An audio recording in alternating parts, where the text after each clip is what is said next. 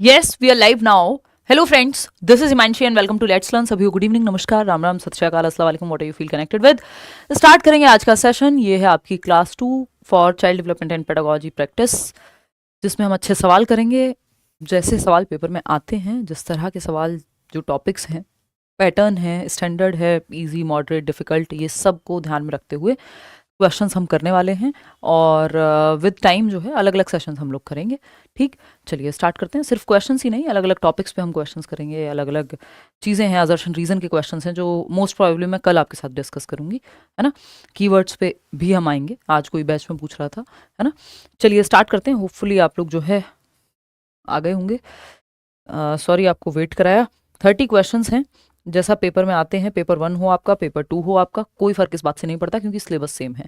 पिछले वाला पीडीएफ आपको अभी तक नहीं मिला होगा, वो अब मिल जाएगा अपडेटेड। आपको कहाँ पर मिलेगा? टेलीग्राम चैनल पर मिल जाएगा, या लेट्स लर्न के ऐप पे भी अवेलेबल हम करा देंगे इसको। ठीक है जी, चलिए शुरू करें कहानी। लाइक शेयर सब्सक्राइब आप कर देंगे, अगर नहीं किया हो तो कमेंट्स में बता देंगे अपने विचार, या आउट ऑफ 30 कितना आपने स्कोर किया ये आप लास्ट में बता के जाएंगे। ये क्वेश्चन है जो हमने क्वेश्चन नंबर 1 किया था लास्ट सेशन में।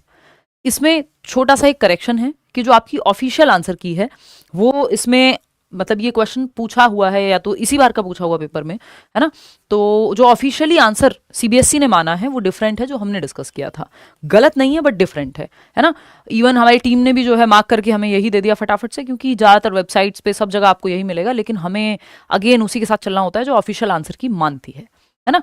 तो इस पर थोड़ी सी चर्चा करेंगे। मैंने सोचा ये कराना ज़रूरी है, कहीं आप लोग जो है ये गलत दिमाग में लेकर के ना चले जाएं, क्योंकि जो आंसर की में मानना है उनको फाइनल वही मानेंगे वो। ठीक, चलिए समझते हैं, इसको डिस्कस करते हैं, फिर उसके बाद आज के क्वेश्चन नंबर 1 से शुरू करेंगे। ये प्रीवियस क्लास का पहला क्वेश्चन है, अगर किसी ने ना देखी हो वो देख लीजिएगा सेशन। क्वेश्चन क्या है? Academic performance and intellectual abilities gradually improve in children who live deprived settings. यानी एकेडमिक परफॉर्मेंस, यानी पढ़ाई लिखाई में जो परफॉर्म कर रहे हैं बच्चे की, मार्क्स से लेकर के उसकी पढ़ने का लेवल से लेकर, वो इंक्रीज हो जाएगा। उसकी इंटेलेक्चुअल एबिलिटीज बेहतर हो जाएंगी, धीरे धीरे सोचने समझने सीखने की क्षमता बेहतर हो जाएगी उन बच्चों में जो लीव कर देते हैं या छोड़ देते हैं डेप्राइव्ड सेटिंग्स को। डेप्राइव्ड सेटिंग्स कौन सी है? वंचित परिवेश। वंचित परिवेश जहां सीखने की, खेलने की, जानने की, खाने की, पीने की अच्छे अवसर या अच्छी अपॉर्चुनिटीज अवेलेबल नहीं है, या डेप्राइव्ड मतलब वंचित हैं वो एक नॉर्मल लेवल से भी, चाहे वो पोषण का हो, चाहे वो इंटेलेक्चुअल एबिलिटीज का हो, चाहे वो अच्छे टीचिंग मेथड्स का ना हो, है ना। तो वंचित परिवेश से निकाल करके बच्चे को अगर हम एक अच्छे एनरिच्ड एनवायरनमेंट में रखते हैं, जहां उसको जिस सब्जेक्ट में दिक्कत है एक्स्ट्रा हेल्प मिल रही है, अच्छे मेथड से पढ़ाया जा रहा है, खाना पीना ठीक है, एक्टिविटीज करने को मिल रही हैं जिससे उसकी इंटेलेक्चुअल एबिलिटीज बेहतर हो रही हैं, तो क्या होगा? बच्चे का जैसे एनवायरनमेंट चेंज होगा, एक अच्छा एनरिच्ड एनवायरनमेंट में बच्चा आएगा तो उसकी सीखने की क्षमता बढ़ जाएगी, उसकी कॉग्निटिव और इंटेलेक्चुअल एबिलिटीज बढ़ जाएंगी। ये बात एकदम सही लग रही है हमें यहाँ तक। The above argument points primarily towards which of the following debates of development?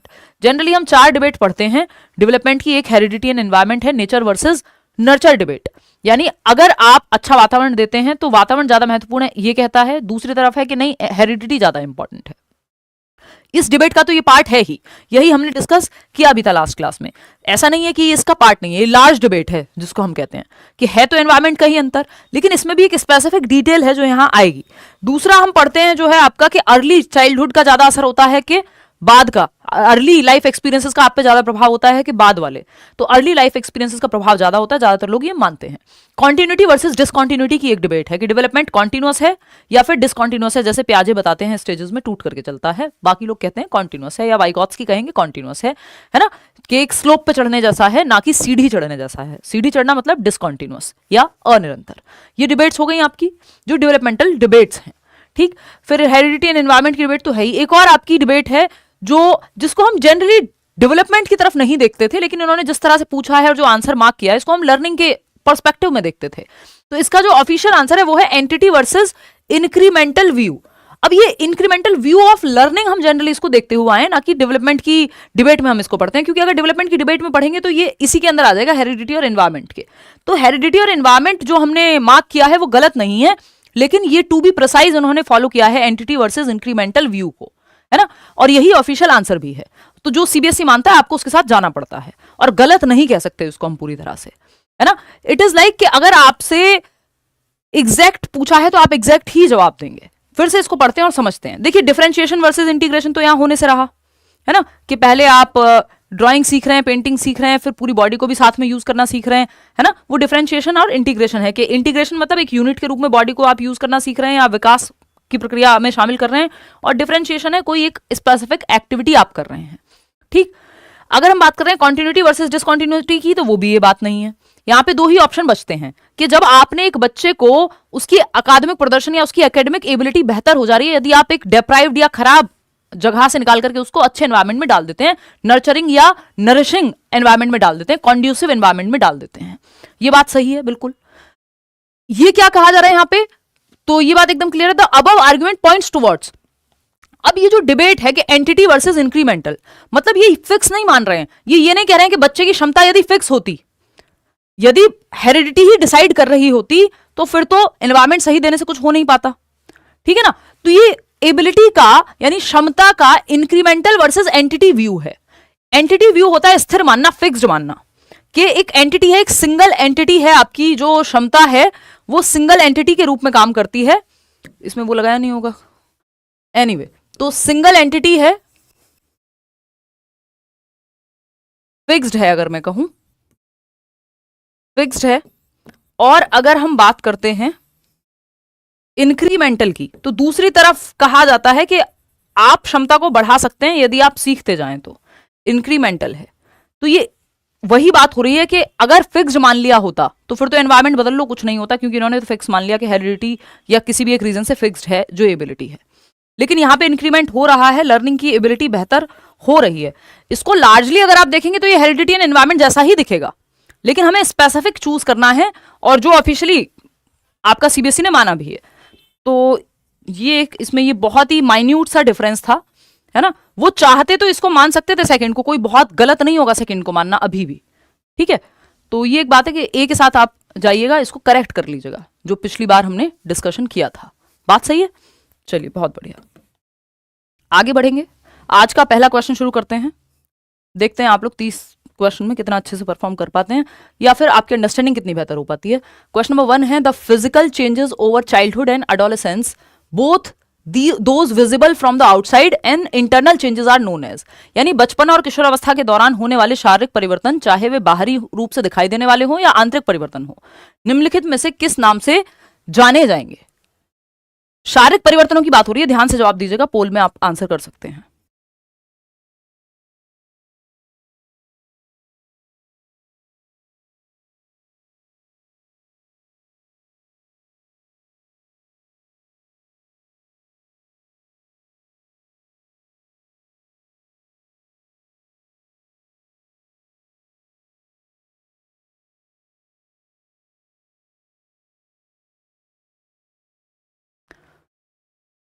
Forty 41% लोग बी ऑप्शन दे रहे हैं, मैचुरेशन। देखिएगा, the physical changes over childhood and adolescence both those visible from the outside and internal changes are known as, यानी बचपन और किशोरावस्था में होने वाले के दौरान होने वाले शारीरिक परिवर्तन, शरीर यानी आपकी हाइट वेट का बढ़ना हो सकता है, चाहे वे बाहरी रूप से हो, जैसे हाइट जो है बाहरी रूप से दिख जाएगी, वेट चेंजेस पता लग जाएंगे, या फिर आंतरिक परिवर्तन हो। ये किस नामों से जानेंगे हम इनको, तो इसका जवाब जो है सब गलत दे रहे हैं, इसका जवाब है ग्रोथ यानी वृद्धि। क्या है? वृद्धि। हिंदी की साइड इसमें गड़बड़ है, इसलिए आप जो है इसको, मैं समझ सकती हूँ कि आपने हिंदी वालों ने इसमें जवाब दिया होगा, ये ट्रांसलेशन में गड़बड़ है। वृद्धि इसका सही जवाब है, ना कि मैचुरेशन।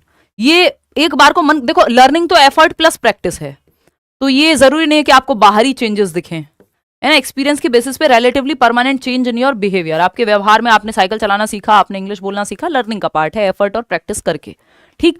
लेकिन वही बात जब हम मैचुरेशन की कर रहे हैं तो ये बायोलॉजिकल है, जो आपकी अनफोल्डिंग है कैरेक्टरिस्टिक्स की, यानी समय के साथ जो क्षमताएं अनफोल्ड हो रही हैं, आपके दांत निकल रहे हैं, आपकी टांगों में जान आ रही है ना, ये मैचुरेशन है, बायोलॉजिकल प्रोसेस है। लेकिन इसमें सिर्फ शारीरिक परिवर्तन आएंगे ये कहना गलत होगा।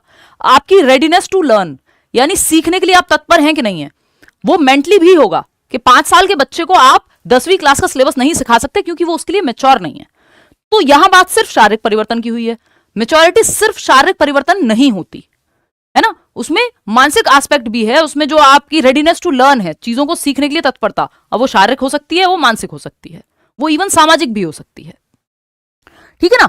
तो यहां अगर अब आप लोग कंफ्यूज होंगे कि ऐसे कैसे, चाइल्डहुड और एडोलेसेंस में आपको पता है फिजिकल डेवलपमेंट हो रहे, फिजिकल चेंजेस हो रहे होते हैं बहुत सारे, both those visible from the outside, यानी बाहर से भी आप देख सकते हैं, जैसे हाइट और वेट का बढ़ना या घटना।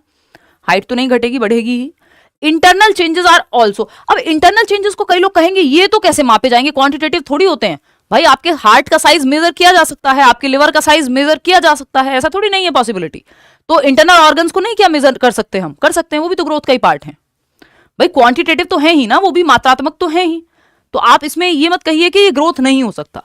इंटरनल चेंजेस जो हो रहे हैं, फिजिकल शारीरिक परिवर्तनों की बात हो रही है ना, फिजिकल चेंजेस, तो जो आपके शरीर के अंदर वाले जो अंग हैं, इंटरनल ऑर्गन्स हैं, उनको भी तो, उनका भी वेट भी मेजर कर सकते हो, वेट भी माप सकते हो। आपकी क्या आपके आंतों की लंबाई नहीं मापी जा सकती, मापी जा सकती है। तो इंटरनल ऑर्गन्स में भी जो शारीरिक परिवर्तन है वो ग्रोथ का ही पार्ट है।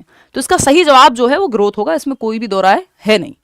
ठीक, क्लियर है बात, क्योंकि हमसे स्पेसिफिकली पूछा है कि वो वाले परिवर्तन जो आउटसाइड और इंटरनल फिजिकल चेंजेस की सिर्फ बात हुई है। अगर ग्रोथ नहीं होता तब हम डेवलपमेंट के साथ जाते, क्योंकि सिर्फ फिजिकल चेंजेस की बात हुई है, इसलिए हम वृद्धि के साथ जा रहे हैं। ठीक है ना। चलिए खैर आगे बढ़ते हैं। क्वेश्चन नंबर 2 देखिएगा क्या कहता है। अजर्शन है और रीजन है, इस तरह के 5-6 सवाल कम से कम आते हैं पेपर में। अब जब से पेपर ऑनलाइन हुआ है 2020 के समय से, और अब तक हर बार आते हैं। ठीक है ना। तो अजर्शन या एक स्टेटमेंट है, क्या है, teachers should follow standardised curriculum, pedagogy and methods of assessment. यानी शिक्षकों को मानकीकृत पाठ्यक्रम या पाठ्यचर्या कहिए आप, करिकुलम लिखा है क्योंकि करिकुलम में सारी एक्टिविटीज आ जाती हैं, और करिकुलम का जस्ट पार्ट है सिलेबस, जिसमें आपके चैप्टर्स आप पढ़ते हैं। तो ये पाठ्यचर्या होगा हिंदी में, क्योंकि करिकुलम लिखा है, पाठ्यक्रम मतलब सिलेबस होगा। शिक्षा शास्त्र और मूल्यांकन के तरीकों का पालन करना चाहिए। Pedagogy and methods of assessment, teacher को ये सब फॉलो करने चाहिए। कैसे, स्टैंडर्डाइज्ड करिकुलम, सबके लिए एक जैसी एक्टिविटीज, एक जैसे मेथड्स, ये गलत होगा। स्टैंडर्डाइज्ड मेथड्स को हम अच्छा नहीं मानते, ये वर्ड अपने आप में नेगेटिव है ना। जब हम कीवर्ड डिस्कस करेंगे तब हम इसकी बात करेंगे, है ना, कि ये जो है नेगेटिवली यूज होता है। स्टैंडर्डाइज्ड का मतलब है यूनिफॉर्म, इंस्ट्रक्शन का मतलब है सबके लिए सेम। तो सबके लिए सेम कपड़ों में ठीक है कि अमीर गरीब का फर्क नहीं होगा, या बच्चे को ज्यादा डिस्ट्रैक्शन नहीं होगा अगर सेम यूनिफॉर्म पहन के आ रहा है, लेकिन पढ़ाने के तरीकों में यूनिफॉर्मिटी या स्टैंडर्डाइज्ड होना, यानी सबके लिए एक जैसा होना सही नहीं है। क्योंकि आपकी क्लास में एक ऐसा भी बच्चा होगा जो धीमे सीखता होगा, एक ऐसा बच्चा होगा जो देख के सीखता होगा, एक ऐसा बच्चा होगा जो सुन के ज्यादा अच्छा सीखता होगा, एक ऐसा बच्चा होगा जो एक्टिविटी करके सीखता होगा। लेकिन अगर आप सबको एक ही मेथड से पढ़ा देंगे, स्टैंडर्डाइज्ड करिकुलम मतलब, देखिए सिर्फ सिलेबस की बात नहीं हो रही है, चैप्टर सबके लिए सेम हो सकते हैं। उनको पढ़ाने का तरीका, एक्टिविटी कराने का तरीका, किसी स्कूल में कुछ होता है, किसी स्कूल में सुबह प्रेयर कोई और होती है, दूसरे में कुछ और होती है ना, छुट्टी के टाइम पे कुछ और होता है, गेम्स अलग खिलाए जाते हैं। तो करिकुलम में सारी एक्टिविटीज आती हैं, आपकी प्रेयर से लेके जो भी करिकुलर एक्स्ट्रा करिकुलर एक्टिविटीज हो रही हैं। तो इसमें सिर्फ सिलेबस नहीं है कि सिलेबस सबके लिए अलग अलग बना दो, नहीं, सिलेबस अलग बनाने की बात नहीं हो रही है, बात हो रही है सारी ही एक्टिविटीज के लिए। तो टीचिंग मेथड्स और एक्टिविटीज डिफरेंट डिफरेंट हो सकती हैं, सबके लिए स्टैंडर्डाइज्ड या सेम रखने की जरूरत नहीं है।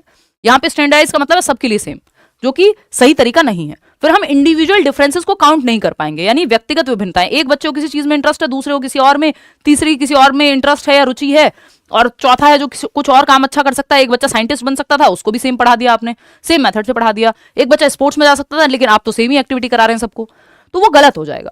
रीजन क्या है इसका, educational systems should ignore and dismiss individual differences among the children. जो एजुकेशनल सिस्टम है, शैक्षणिक प्रणालियां हैं, उनको बच्चों के बीच व्यक्तिगत मतभेदों को या व्यक्तिगत अंतरों को, मतभेद भी कहना उतना सही शब्द नहीं होगा, व्यक्तिगत विभिन्नताओं को इग्नोर कर देना चाहिए और बच्चों को बना देना चाहिए रोबोट, क्योंकि वो कह रहे हैं इंडिविजुअल डिफरेंसेस को डिसमिस ही कर दो। अगर इंडिविजुअल डिफरेंसेस जो है डिसमिस हो जाएंगे तो क्या होगा, हम सब रोबोट्स बन जाएंगे। और ह्यूमंस रोबोट्स नहीं हैं, हमारे सबके इंटरेस्ट, एप्टीट्यूड, एटीट्यूड, नजरिया, यानी हमारी रुचि, हमारी क्षमता सब अलग अलग होती हैं। तो इंडिविजुअल डिफरेंसेस होने ही चाहिए, नहीं तो हम रोबोटिक बन जाएंगे, ठीक है, चिट्टी रोबोट बन जाएंगे। तो दोनों जो हैं ये गलत हैं, ए इज ट्रू नहीं, both A and R false. 67% लोग सही जवाब दे भी रहे हैं।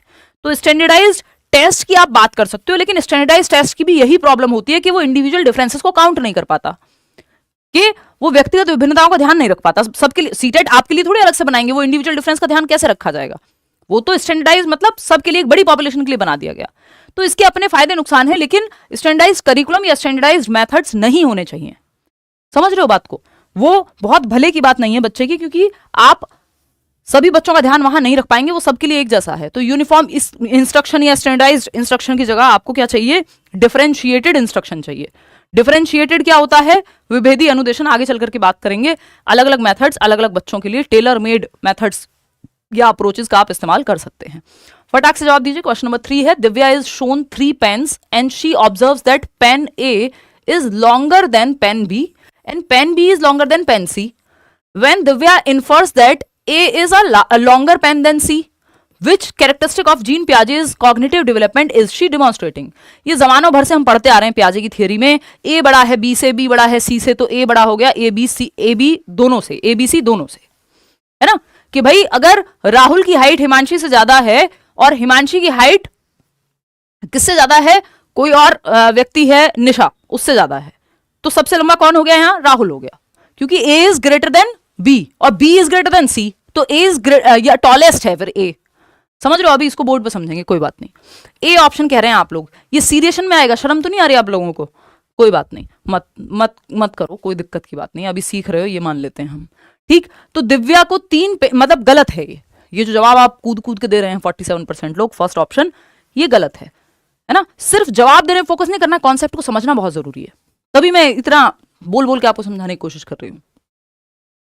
दिव्या को 3 पेन दिखाए गए और वह अवलोकन करती है कि पेन ए पेन बी से लंबा है और पेन बी जो है वो पेन सी से लंबा है।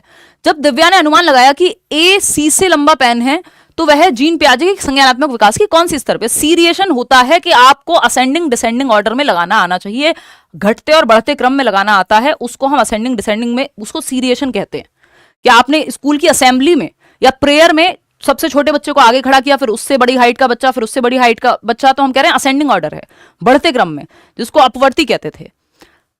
डिसेंडिंग ऑर्डर इसका जस्ट ऑपोजिट हो जाएगा, सबसे बड़ी हाइट वाले को आगे लगाया, फिर उससे छोटा, फिर उससे छोटा, फिर उससे छोटा, ये सीरिएशन है। और ये बहुत छोटी उम्र में आ जाता है, 2 से 7 वर्ष में ही, ठीक है? नहीं, कहां आता है बताना बाद में, आराम से तसल्ली से बताना, समय मिलेगा आपको, ठीक है ना? ये कॉन्क्रीट में आएगा 7 से 11 में, शुरुआत तो यही हो जाएगी, लेकिन जो इसका कैरेक्टरिस्टिक है, जो एज डिफाइंड है, वो 7 से 11 है, ठीक है? CCS की हम बात करते हैं कि ये 3 चीजें आ जाती हैं कॉन्क्रीट ऑपरेशनल में। ये नहीं है, ये कंजर्वेशन भी नहीं है कि वॉल्यूम और शेप और साइज के बदलने से वॉल्यूम सेम रहता है, यानी एक 500 ml पानी है, चाहे बॉटल में डालो, ड्रम में डालो, है ना, नीली बाल्टी में डालो, जिसमें डालो वो 500 ml ही रहेगा, ये कंजर्वेशन है, तो वो भी नहीं है। ये ट्रांजिटिव थॉट है। ये कितने लोग सही जवाब दे पा रहे हैं? देखना एक बार, थर्ड ऑप्शन 15, बस 15%। वाओ, एनीवे चलो आएंगे भाई इस पे भी। हाइपोथेटिको डिडक्टिव रीजनिंग तो नहीं लग रही है इसमें। हाइपोथेटिको डिडक्टिव रीजनिंग इकोनॉमिक्स में या हायर लेवल साइंटिफिक थिंकिंग में, यानी जो सामने नहीं है उस पे आप इमेजिन करके, परिकल्पना करके, तब आप पहुंच पा रहे हैं किसी एक उत्तर तक। देखिए ये ट्रांजिटिव थॉट है, जो कहां आता है? 7 से 11 वर्ष में ही आता है। ट्रांजिटिव या ट्रांजिटिविटी बोल देते हैं। कॉन्क्रीट ऑपरेशनल यानी मूर्त संक्रियात्मक अवस्था, पियाजे की 4 अवस्थाएं, इतना तो आप जानते हैं, है ना? ये ट्रांजिटिव थॉट कहलाता है, या ट्रांजिटिविटी भी बोल देते हैं इसको कई लोग। चलिए समझ लेते हैं कहानी क्या है, आप इतने क्यों परेशान हैं। देखिए ट्रांजिटिविटी या सकर्मक थॉट, ये रिलेशन दर्शाता है 2 चीजों के बारे में। ट्रांजिटिविटी या सकर्मकता, जो आप कहना चाहें, सकर्मक विचार, ठीक है? ट्रांजिटिविटी सिंपल है कि A is greater than B and B is greater than C। तो क्या हम नहीं कह सकते कि A is greater than B and C both, या A इज द टॉलेस्ट? ये नहीं कह सकते। A इज द टॉलेस्ट, कि A बड़ा है B से, या A is taller than B, B is taller than C, तो A इज द टॉलेस्ट। यानी जब A ऑलरेडी बड़ा था B से और B बड़ा है C से, तो सिंपल बात है, सबसे बड़ा कौन हुआ? A हुआ। ये जो रिलेशन है इसको ट्रांजिटिविटी कहते हैं, है ना? ये क्या कहते हैं भाई? ठीक है, जमीन, ट्रांजिटिविटी कहते हैं इसको। सकर्मकता कहते हैं कि 2 चीजों के बीच में रिलेशन जो है बच्चा जान पा रहा है, लॉजिक आने पे ही होता है। और ये कब होगा? देखो ट्रांसडक्टिव थॉट अलग है, वो इलॉजिकल थॉट है कि चांद को देखा और उसे लगा कि मेरी बॉल भी चांद जैसी है, दोनों गोल हैं। वो इलॉजिकल इलरेशनल थिंकिंग है 2 से 7 वर्ष में, उसकी बात नहीं हो रही है। इसमें तो लॉजिक आ गया है, इंडक्टिव लॉजिक आ गया है। तो ये कॉन्क्रीट ऑपरेशनल का पार्ट है, यानी मूर्त संक्रियात्मक अवस्था पियाजे की तीसरी अवस्था जो है, जहां लॉजिक पहली बार इंडक्टिव चीजों को लेकर के आता है 7 से 11 वर्ष की अवस्था में। बात सही है ना? ये पियाजे की 4 स्टेजेस तो पता है आपको, SPCF। सेंसरी मोटर जन्म से 2 वर्ष, प्री ऑपरेशनल 2 से 7, कॉन्क्रीट ऑपरेशनल 7 से 11, और 11 से 15 या 11 एंड अबव फॉर्मल ऑपरेशनल। इसमें हाइपोथेटिको डिडक्टिव रीजनिंग आती है। ठीक है बात कि थिंकिंग अबाउट थिंकिंग जो है आपकी वो फॉर्मल में लगेगी। ये 7 से 11 में जो है 3 चीजें आती हैं, मैं आपको बता दूं जो मुख्य 3 चीजें हैं, आती तो बहुत चीजें हैं। CCS से मैं आपको शॉर्ट फॉर्म बता के चलती हूं। कंजर्वेशन आ जाता है, संरक्षण के वॉल्यूम चेंज नहीं होता, क्वांटिटी चेंज नहीं होती शेप और साइज के बदलने से। अगर 500 ml दूध है या 1 लीटर दूध है तो वो 2 पैकेट में रख दो आप उसको, चाहे 1 पैकेट में ले लो 1 लीटर वाले, रहेगा सेम ही। शेप साइज चेंज हुआ है, वॉल्यूम चेंज नहीं हुआ। दिस इज कंजर्वेशन या संरक्षण। इसके अलावा होता है आपका क्लासिफिकेशन, कि बच्चा क्लासिफाई करना सीख जाएगा, कि एक जैसी कैरेक्टरिस्टिक्स के आधार पे बांटना सीख जाएगा कि भाई ये आपका ट्राइंगल है, ये आपका सर्कल है, ये आपका स्क्वायर है, तो सबको अलग अलग कैरेक्टरिस्टिक्स के आधार पे बांटना वर्गीकरण है। ये भी 7 से 11 वर्ष में ही आएगा, मूर्त संक्रियात्मक अवस्था में। फिर आता है आपका सीरिएशन, जिसकी हम बात शुरुआत में कर रहे थे। सीरिएशन जिसको आप कह रहे थे कि ये सही है, क्रमीकरण है, ये सिंपल क्रम में लगाना है। यहां क्रम में लगाने की बात नहीं हुई है, यहां 3 चीजों में रिलेशन ढूंढने की बात हुई है, जो ट्रांजिटिविटी यहीं पे आती है 7 से 11 वर्ष में। ठीक है ना? तो सीरिएशन तो घटते और बढ़ते क्रम में असेंडिंग और डिसेंडिंग ऑर्डर में लगाना आपको आता है, वो सीरिएशन है। ठीक, तो ये 3 चीजें 7 से 11 में आ जाती हैं, और प्लस आपकी ट्रांजिटिविटी भी आ जाती है, सकर्मकता, यानी चीजों के बीच में रिलेशन ढूंढ पाना कि A is greater than B and B is greater than C, then A is the greatest. ठीक है, GOAT, greatest of all time A हो गया है। यहाँ पे मजाक कर रही हूं, यहाँ पे सिंपल मतलब है 2 चीजों के बीच में जो है रिलेशन। इतनी बात क्लियर है? निशा अभी नहीं है, निशा को बुलाएंगे 1-2 दिन में। Divya is shown 3 pens. ठीक है, 3 पेन के बीच में क्या रिलेशन है, कौन सा लॉन्गेस्ट है ना, ये कौन से कैरेक्टरिस्टिक कहाँ, कौन सा कैरेक्टरिस्टिक है, तो ये ट्रांजिटिव थॉट है बच्चे का। ये 2 चीजों के बीच में वो रिलेशन शो कर पा रहा है। Third option. आगे बढ़ेंगे, क्वेश्चन नंबर 4 देखिएगा। तो ऐसी गलतियां मत करो, अगर प्याजे से भी सवाल गलत करोगे तो क्या होगा, है कलयुग फिर तो आ ही चुका है। एनीवे, धीरे धीरे सही भी करने लग जाओगे, डोंट वरी। जवाब दो फटाफट, धीरे धीरे स्ट्रांग हो जाएगी भाई अगर वीक है तो।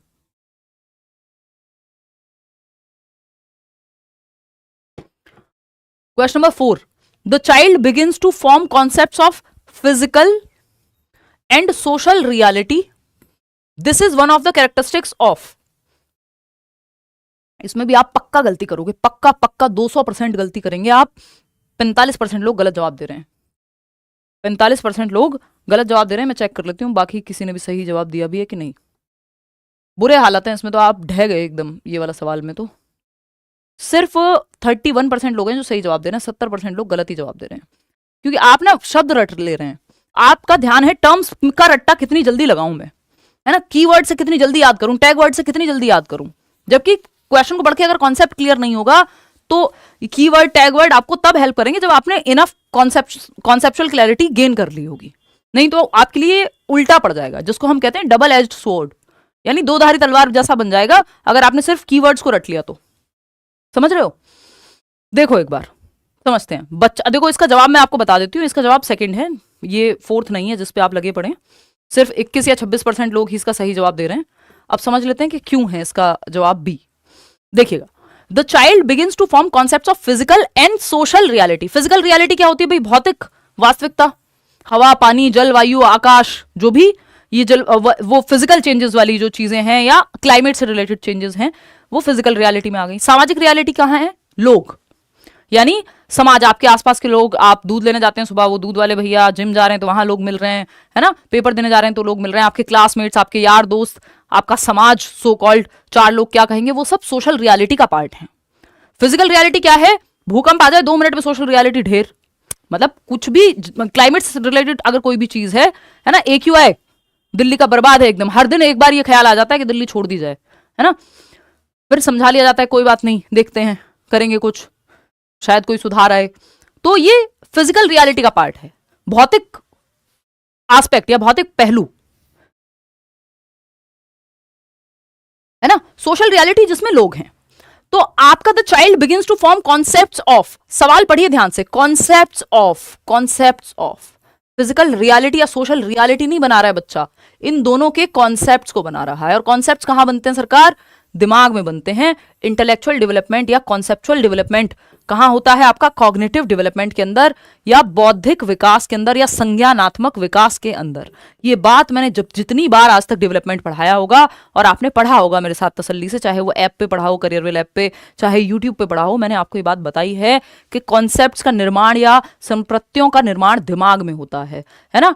मेरे दिमाग में प्याजे की थियरी है, या प्याजे की थियरी को मैं समझती हूँ तो कहाँ समझती हूँ? हाथों में समझती हूँ। हाथों में तो मैं प्रदर्शन करके दिखाऊंगी, अगर कोई एग्जांपल बता भी रही हूँ, कोई पिक्चर दिखा भी रही हूँ, है तो वो दिमाग में ना। कॉन्सेप्ट्स कहाँ बनते हैं? उंगलियों पे, दिमाग में बनते हैं। उंगलियों की सहायता ले सकते हो, एग्जाम्पल्स की सहायता ले सकते हो, टीचिंग लर्निंग मटीरियल की सहायता ले सकते हो, पिक्चर्स की सहायता ले सकते हो, बनेगा कॉन्सेप्ट दिमाग में। और दिमाग के विकास को क्या कहते हैं? Cognitive development. कॉग्निटिव डेवलपमेंट का दूसरा नाम क्या है? Intellectual development. ठीक है, तो इसको बौद्धिक या मेंटल डेवलपमेंट भी कह सकते हो, मानसिक विकास।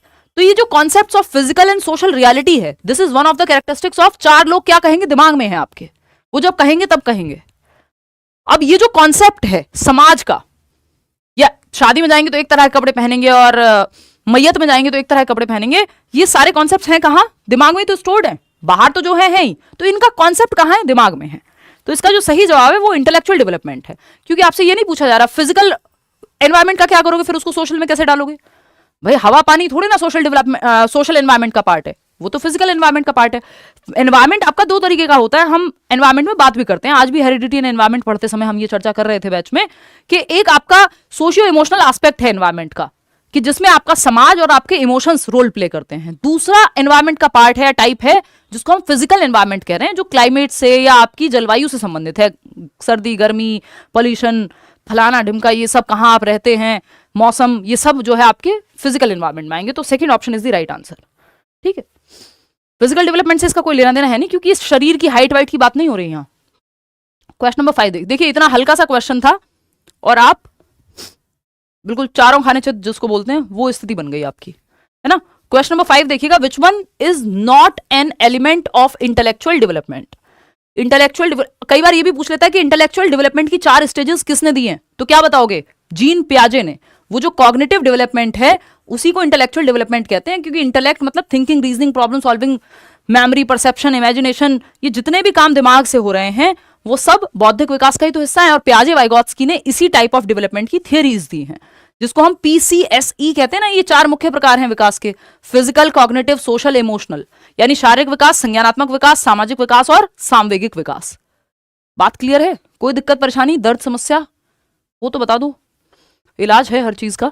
Which one is not an element of intellectual development, यानी संज्ञान के या मेंटल डेवलपमेंट का पार्ट नहीं है, मानसिक विकास का या कॉग्निटिव डेवलपमेंट का पार्ट नहीं है।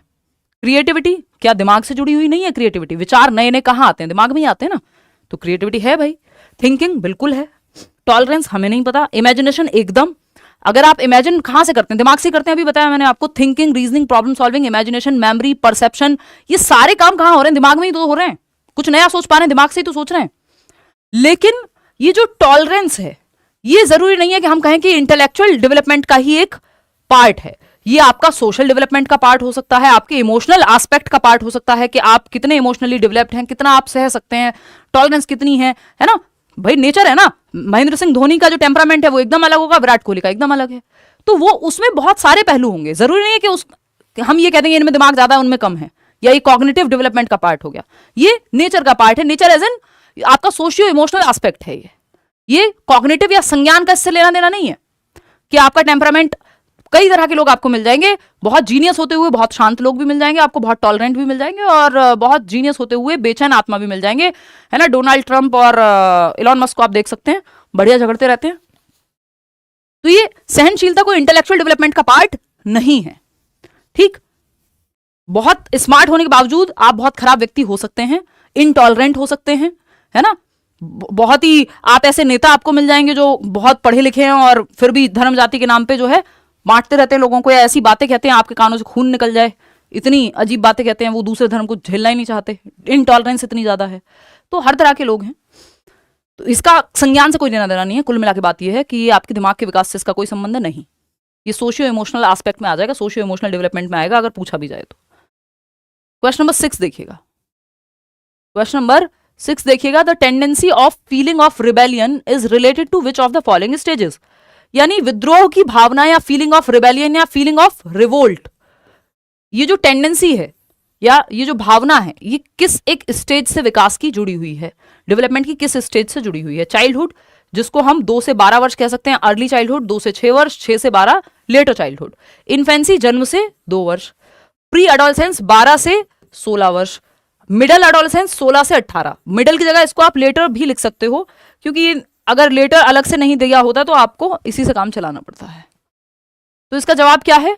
थर्ड ऑप्शन जो है कई लोग दे रहे हैं, बट इसका जवाब जो है वो फोर्थ ऑप्शन होना चाहिए, जिसको हम क्या कहेंगे? मध्य किशोरावस्था। 16 से 18 में तो इतना ज्यादा रिवोल्ट की भावना बच्चे में आने लगती है, वो कहता है मैं एक इंडिविजुअल हूं, क्या तुम्हारा समाज, क्या तुम्हारी बातें, है ना, मुझे मेरे हिसाब से जीना है, दुनिया बदल देंगे, है ना। फीलिंग ऑफ रिवोल्ट, घर वालों से बहुत कॉन्फ्लिक्ट होने लगते हैं, टीचर्स से बहुत लड़ाई झगड़े कई बार हो जाते हैं, तो विचारों का मतभेद बहुत ज्यादा है इस उम्र में, वो टेंडेंसी ऑफ रिवोल्ट है, विद्रोह की भावना। मध्य किशोरावस्था 16 से 18 में ये पीक पे है। वैसे पूछा जाए तो सिर्फ एक आंसर इसका हो सकता था एडोलेसेंस 12 से 18 वर्ष, लेकिन क्योंकि आपको 4 ऑप्शन अलग दे दिए गए, तो जब हम किशोरावस्था को 12 से 18 को बांटते हैं तो 12 से 16 को हम अर्ली या प्री एडोलेसेंस कहते हैं, और जो लेटर एडोलेसेंस कहते हैं 16 से 18 को। मिडल तो आपको बीच में से ही निकालना होता है कि 12 से 16 लिख दिया, और अगर मिडल निकालना हो तो आप कह देंगे 14 से 16 कह देंगे, तो वो मिडल का अपना कोई अस्तित्व नहीं है। ऐसे ही चाइल्डहुड में भी है कि लेटर चाइल्डहुड और अर्ली चाइल्डहुड के बीच के कोई 3 साल निकाल लो तो वो मिडल में पहुंच जाता है कि 8 से 11, 6 से 8, इस तरह से वो डिपेंड करेगा ऑप्शन पे। ठीक, तो ये मिडल एडोलेसेंस है। अगर एडोलेसेंस में भी बांट के देखना हो कि रिवोल्ट कहाँ है सबसे ज्यादा, तो यहाँ है। एनीवे, प्री एडोलेसेंस में आपके प्यूबर्टी हिट कर रही होती है, बहुत सारे चेंजेस आ रहे होते हैं, चेंजेस तो यहाँ भी हैं, बट यहाँ वो और तेज हो जाएंगे मध्य किशोरावस्था में या लेटर में। क्वेश्चन नंबर 7 देखिएगा, क्या कहता है question number 7? There are individual variations in the rate of motor development yet the sequence of motor development is from, यानी इंडिविजुअल डिफरेंसेस या व्यक्तिगत विभिन्नताएं होंगी गतिक विकास में या मोटर डेवलपमेंट में। क्या है मोटर डेवलपमेंट? दौड़ना, भागना, उछलना, कूदना, जितने भी काम शरीर से हो रहे हैं जिसमें गति शामिल है। मोटर, आप देखते हैं घर में मोटर चलाते हुए कई लोगों के यहाँ पानी वानी आता होगा, तो मोटर क्या कर रही है? गति कर रही है। तो ऐसे ही गति करने से संबंधित जो विकास का प्रकार है वो गतिक विकास या गत्यात्मक विकास या मोटर डेवलपमेंट कहलाता है। और ये किसके अंदर आएगा? गति करना किसका पार्ट है? फिजिकल डेवलपमेंट का पार्ट है, शारीरिक विकास का पार्ट है। और ये GF से आपको याद कराया हुआ है कि फिजिकल डेवलपमेंट से जुड़ा हुआ है आपका मोटर डेवलपमेंट, यानी गत्यात्मक विकास, दौड़ना, भागना, उछलना, कूदना। और इसमें भी 2 दिशाएं हैं। GF, आपकी गर्लफ्रेंड की बात नहीं हो रही है, बात हो रही है ग्रॉस और फाइन मोटर स्किल्स की।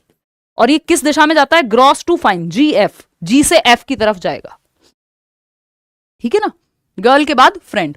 तो GF कहां दिख रहा है आपको? जो मोटर डेवलपमेंट की दिशा है वो क्या होनी चाहिए? 74% लोग सही जवाब दे रहे हैं, ग्रॉस मोटर डेवलपमेंट से फाइन मोटर डेवलपमेंट की तरफ, या जनरल टू स्पेसिफिक भी आप इसको कह सकते हो। स्थूल गतिक कौशल से सूक्ष्म गतिक कौशल की ओर जो है दिशा इसकी होती है। ग्रॉस का मतलब है यहां पे बड़ी मांसपेशियों का इस्तेमाल, चलना बच्चा पहले सीखेगा, दौड़ना बच्चा जो है पहले सीखेगा लिखना सीखने से। समझ रहे हो बात को?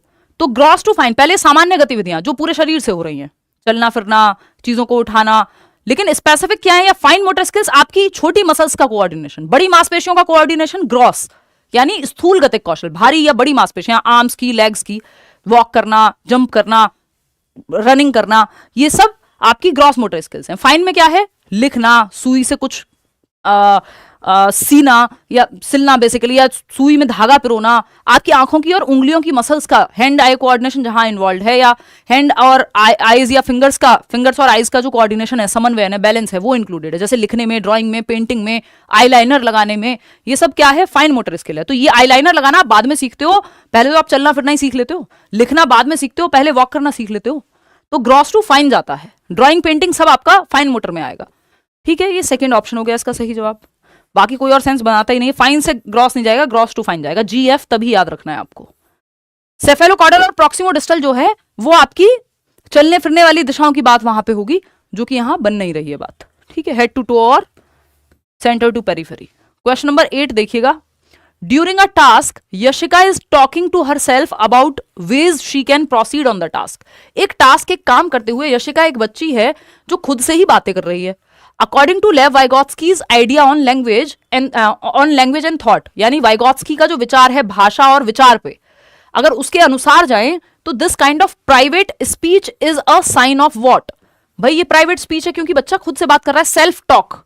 सेल्फ टॉक किसका पार्ट है अगर वाइगॉत्स्की की माने तो ये निज भाषा या निजी भाषा, ये प्राइवेट स्पीच कहते हैं इसको वाइगॉत्स्की, 3 से 6 वर्ष में आती है ना। इसी को ईगो सेंट्रिक स्पीच पियाजे कह देते हैं, वो प्री ऑपरेशनल स्टेज में इसको शामिल करेंगे 2 से 7 वर्ष। ठीक, अब अगर आप देखेंगे तो ये कह रहे हैं बच्चा खुद से ही बात कर रहा है, तो अगर वाइगॉत्स्की की माने तो ये खुद से बात करना, मान लो वो कोई सुई में धागा पिरो रहा है, कोई गेम खेल रहा है, अपनी गाड़ी का कोई पार्ट जोड़ रहा है, तो वो कह रहा है अरे बुद्धू ऐसे नहीं ऐसे लगाते हैं, ये वाला कलर इसमें आएगा, तो ये खुद से बातें कर रहा है। कपड़े की तय करते हुए वो खुद से बातें कर रहा है, अपनी साइकिल को साफ करते हुए खुद से बातें कर रहा है, देखो कितनी गंदी हो गई है, खुद के एक्शंस को दिशा दे रहा है बेसिकली। ठीक, सेल्फ रेगुलेशन या सेल्फ डायरेक्शन कहेंगे हम इसको। ये हेल्पफुल है बच्चे के संज्ञानात्मक विकास में, उसके बौद्धिक विकास में। क्यों? क्योंकि वो खुद को दिशा दे रहा है, खुद से ही बातें करके। जब आप पेपर सॉल्व करने जाते हैं खुद से बातें करते हैं, अरे ये वाला नहीं ये वाला होगा, अरे हिमांशी ने ये बताया था, हमने तो ये पढ़ा था, खुद से बातें कर रहे हैं। कई बार टीचर आके एग्जामिनर आपको चुप कराता है, भाई क्या हो गया, किससे बातें कर रहे हो, तो आप कहोगे खुद से बातें कर रहे हैं, डायरेक्शन दे रहे हैं। कहना मत, चुपचाप से सुन लेना, नहीं तो कॉपी वॉपी छीन के भगा दिए जाओगे। पंगे नहीं लेने पेपर में एग्जामिनर से, है ना। वो कहा जाता है ना, पानी में रह के मगर से बैठ नहीं किया जाता, तो आप एग्जामिनर से पंगे नहीं लेने आपको। देखिए, सेल्फ रेगुलेशन यानी स्वनियमन, सेल्फ डायरेक्शन, बच्ची खुद को ही डायरेक्शन दे रही है कोई एक्टिविटी करते हुए। जब वो खुद से बात कर रही है तो वाइगॉत्स्की कहेंगे वो खुद को डायरेक्ट कर रही है, सेल्फ रेगुलेट कर रही है, ये हेल्पफुल है उसके दिमाग के विकास में। वहीं ईगोसेंट्रिज्म पियाजे कहेंगे कि वो तो कॉग्निटिवली इमेच्योर है, इसलिए बोल बोल के बातें कर रही है। क्योंकि यहां व्यक्ति किसी और से बातें नहीं कर रहा, खुद से बातें कर रहा है बोल बोल के। समझ रहे हो बात को? ये साइकोलॉजिकल डिसऑर्डर नहीं है, कोई कॉग्निटिव इमेच्योरिटी नहीं है ये। अगर कॉग्निटिव इमेच्योरिटी मानते भी तो पियाजे के अकॉर्डिंग मानी जाती, वैसे नहीं। एनीवे, तो सेल्फ रेगुलेशन या सेल्फ डायरेक्शन, बच्चा खुद को ही दिशा दे रहा है 3 से 6 वर्ष की उम्र में। क्वेश्चन नंबर 9, एक क्वेश्चन जरूर आता है इस पे प्राइवेट स्पीच पे हर बार। क्वेश्चंस या टॉपिक सारे वही इंक्लूडेड हैं जो पूछे जाते हैं, पूछे जाते रहेंगे अनटिल अनलेस सिलेबस में कोई बहुत आमूल चूल परिवर्तन ना हो जाए, ऐसा एकदम रातों रात बदल दें, वो इस बार तो हो नहीं रहा बिल्कुल भी। देखिएगा question number 9, effective teaching includes, यानी ये जो आपके लास्ट के pedagogy in learning and pedagogy जो 10 नंबर की यूनिट है सीटेट में, उसका सवाल है ना। एक भी टॉपिक छूटना नहीं चाहिए क्योंकि टॉपिक सारे ही ऐसे हैं जिनसे सवाल आते हैं। प्रभावशाली शिक्षण में समाहित है, यानी इफेक्टिव टीचिंग, बेहतरीन टीचिंग, जो प्रभावी शिक्षण है, उसमें क्या शामिल होगा? पहला है taking care of emotional needs of students, यानी बच्चों की सामवेगिक नीड्स का, उनके इमोशंस का, उनकी भावनात्मक आवश्यकताओं का ध्यान रखना। यानी बच्चे कंफर्टेबल महसूस करें कि हाँ यार ये हमारा टीचर है, ये वाली मैम आती है तो बड़ा अच्छा लगता है पढ़ने में। क्यों? क्योंकि वो बच्चे के इमोशंस को इंक्लूड कर ले रही है, क्यों? उनके साथ अच्छा लगता है, किसी क्लास आपको अच्छी लगती है, क्यों? क्योंकि आप इंक्लूडेड फील कर रहे हो, कनेक्टेड फील कर रहे हो, आप इमोशनली सेफ फील कर रहे हो। ऐसा नहीं है कि ये टीचर बेइज्जती कर देगा 4 बच्चों में, है ना, या कुछ भी कह देगा। तो आपको क्यों पसंद है? क्योंकि इमोशनली सेफ महसूस कर रहे हैं आप, इमोशनल नीड्स आपकी केटर हो रही है बच्चे की। ठीक है।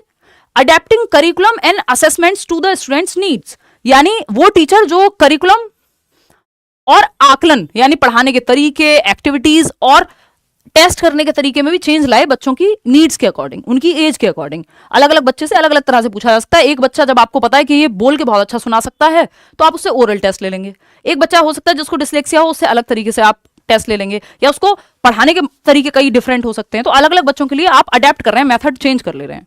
Flexible grouping for peer interaction, flexibility बहुत बेहतरीन चीज है पूरे टीचिंग सिस्टम में। अगर आप इसको पॉजिटिव टर्म में देखना चाहें तो ये बेस्ट टर्म है कि लचीलापन होना चाहिए आपके मेथड्स में, पीयर इंटरेक्शन में जो ग्रुप कर रहे हैं तो आप फ्लेक्सिबिलिटी, अगर 4 बच्चे हैं एक दूसरे के साथ नहीं चाह रहे, दूसरे ग्रुप में जाना चाह रहे हैं, कर दो।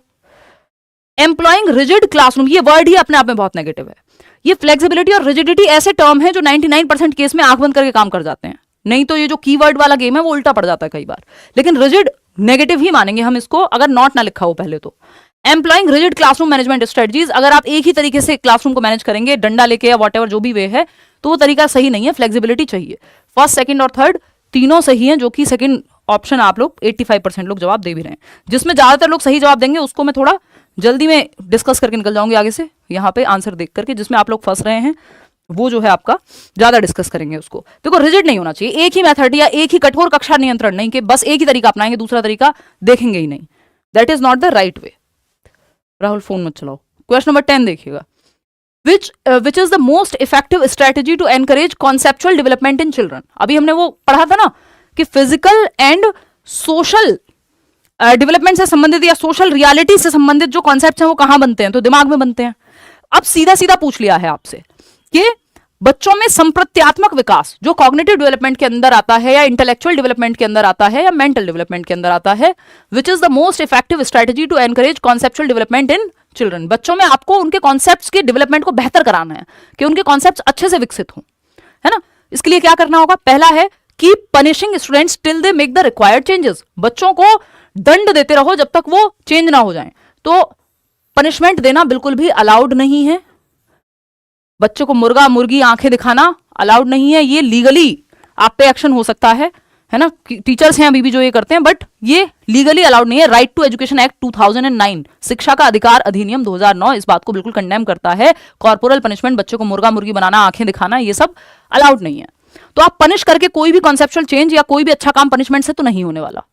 वो बात अलग है, हमारा नेचर ऐसा बन गया है कि जब हम मतलब वो कहानी अलग है, लेकिन बच्चों को आपको ऐसे बड़ा नहीं करना है या उनको डेवलप ऐसे नहीं करना है। नहीं तो आप देखेंगे कि पनिशमेंट बहुत इफेक्टिव शामिल होती तरीका, कई बार प्रभावी तरीका शामिल हो जाता बन जाता है कि वो व्यक्ति जो इंडिया में ऐसे लिटा लिटा के रेड लाइट जंप करते हुए भागता हुआ रहता है, वही व्यक्ति दुबई में या सऊदी अरेबिया में जाकर के बहुत तमीज से जो है अपने व्हीकल चला रहा है और बहुत तमीज से सारे रूल्स फॉलो कर रहा है। क्यों? क्योंकि वहां के लॉज बहुत स्ट्रिक्ट हैं। तो पनिशमेंट का डर काम तो करा देता है। चालान लगने लग जाए स्ट्रिक्टली, सब घर से हेलमेट लगा के निकलना शुरू कर देते हैं। जहां चालान नहीं है, छोटे शहरों में आप देख लो, बहुत सारे लोग अभी भी आपको बिना हेलमेट के देखने को मिल जाएंगे, है ना।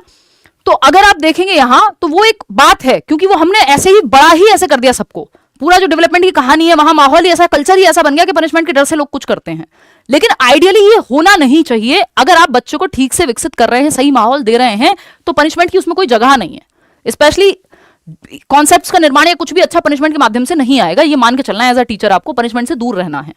Getting children to forget old concepts and learn new ones by rote memorisation. रटंत विद्या चलंत नाही, रट्टा लगा के कुछ भी याद नहीं करवाना है। मीनिंगफुल लर्निंग यानी अर्थपूर्ण अधिगम बच्चों को एक्टिविटी करके सिखवाना है। तो ये भी हट जाता है। सी ऑप्शन जो कि आप लोग 86% लोग दे भी रहे हैं जवाब, give a variety of examples and non examples and encourage students to use reasoning. बच्चा जहां एक्टिव है वो ऑप्शन बेस्ट है, और बच्चा सबसे ज्यादा एक्टिव यही लग रहा है। अभी फोर्थ ऑप्शन भी पढ़ेंगे। फोर्थ ऑप्शन क्या है? Rewarding students each time they make a conceptual change in their schema. अगर वो अपने दिमाग में, स्कीमा मतलब जो उनका मेंटल स्ट्रक्चर है ना, जो उनकी एग्जिस्टिंग नॉलेज है। प्याजे ने इस वर्ड को यूज किया, बनाया तो मतलब इसको दिया तो अलग कहानी है, वो आपके जेरोम ब्रूनर ने था, बट प्याजे की थियरी में ये खूब यूज होता है। तो रिवॉर्ड करते रहना। अगर हर बात पे आप एक रिवॉर्ड देते रहोगे, ले बेटा टॉफी, एक सवाल सही कर दिया, ले बेटा टॉफी, बेटा के लिए टॉफी ही इंपॉर्टेंट हो जाएगी, वो कॉन्सेप्ट या वो सवाल करना इंपॉर्टेंट नहीं रहेगा। दूसरी बात, एक समय ऐसा आएगा जब वो कहेगा बहुत टॉफी खा लिया, मुझे टॉफी चाहिए ही नहीं, जाओ बैंड बजाओ। तो आप क्या करेंगे?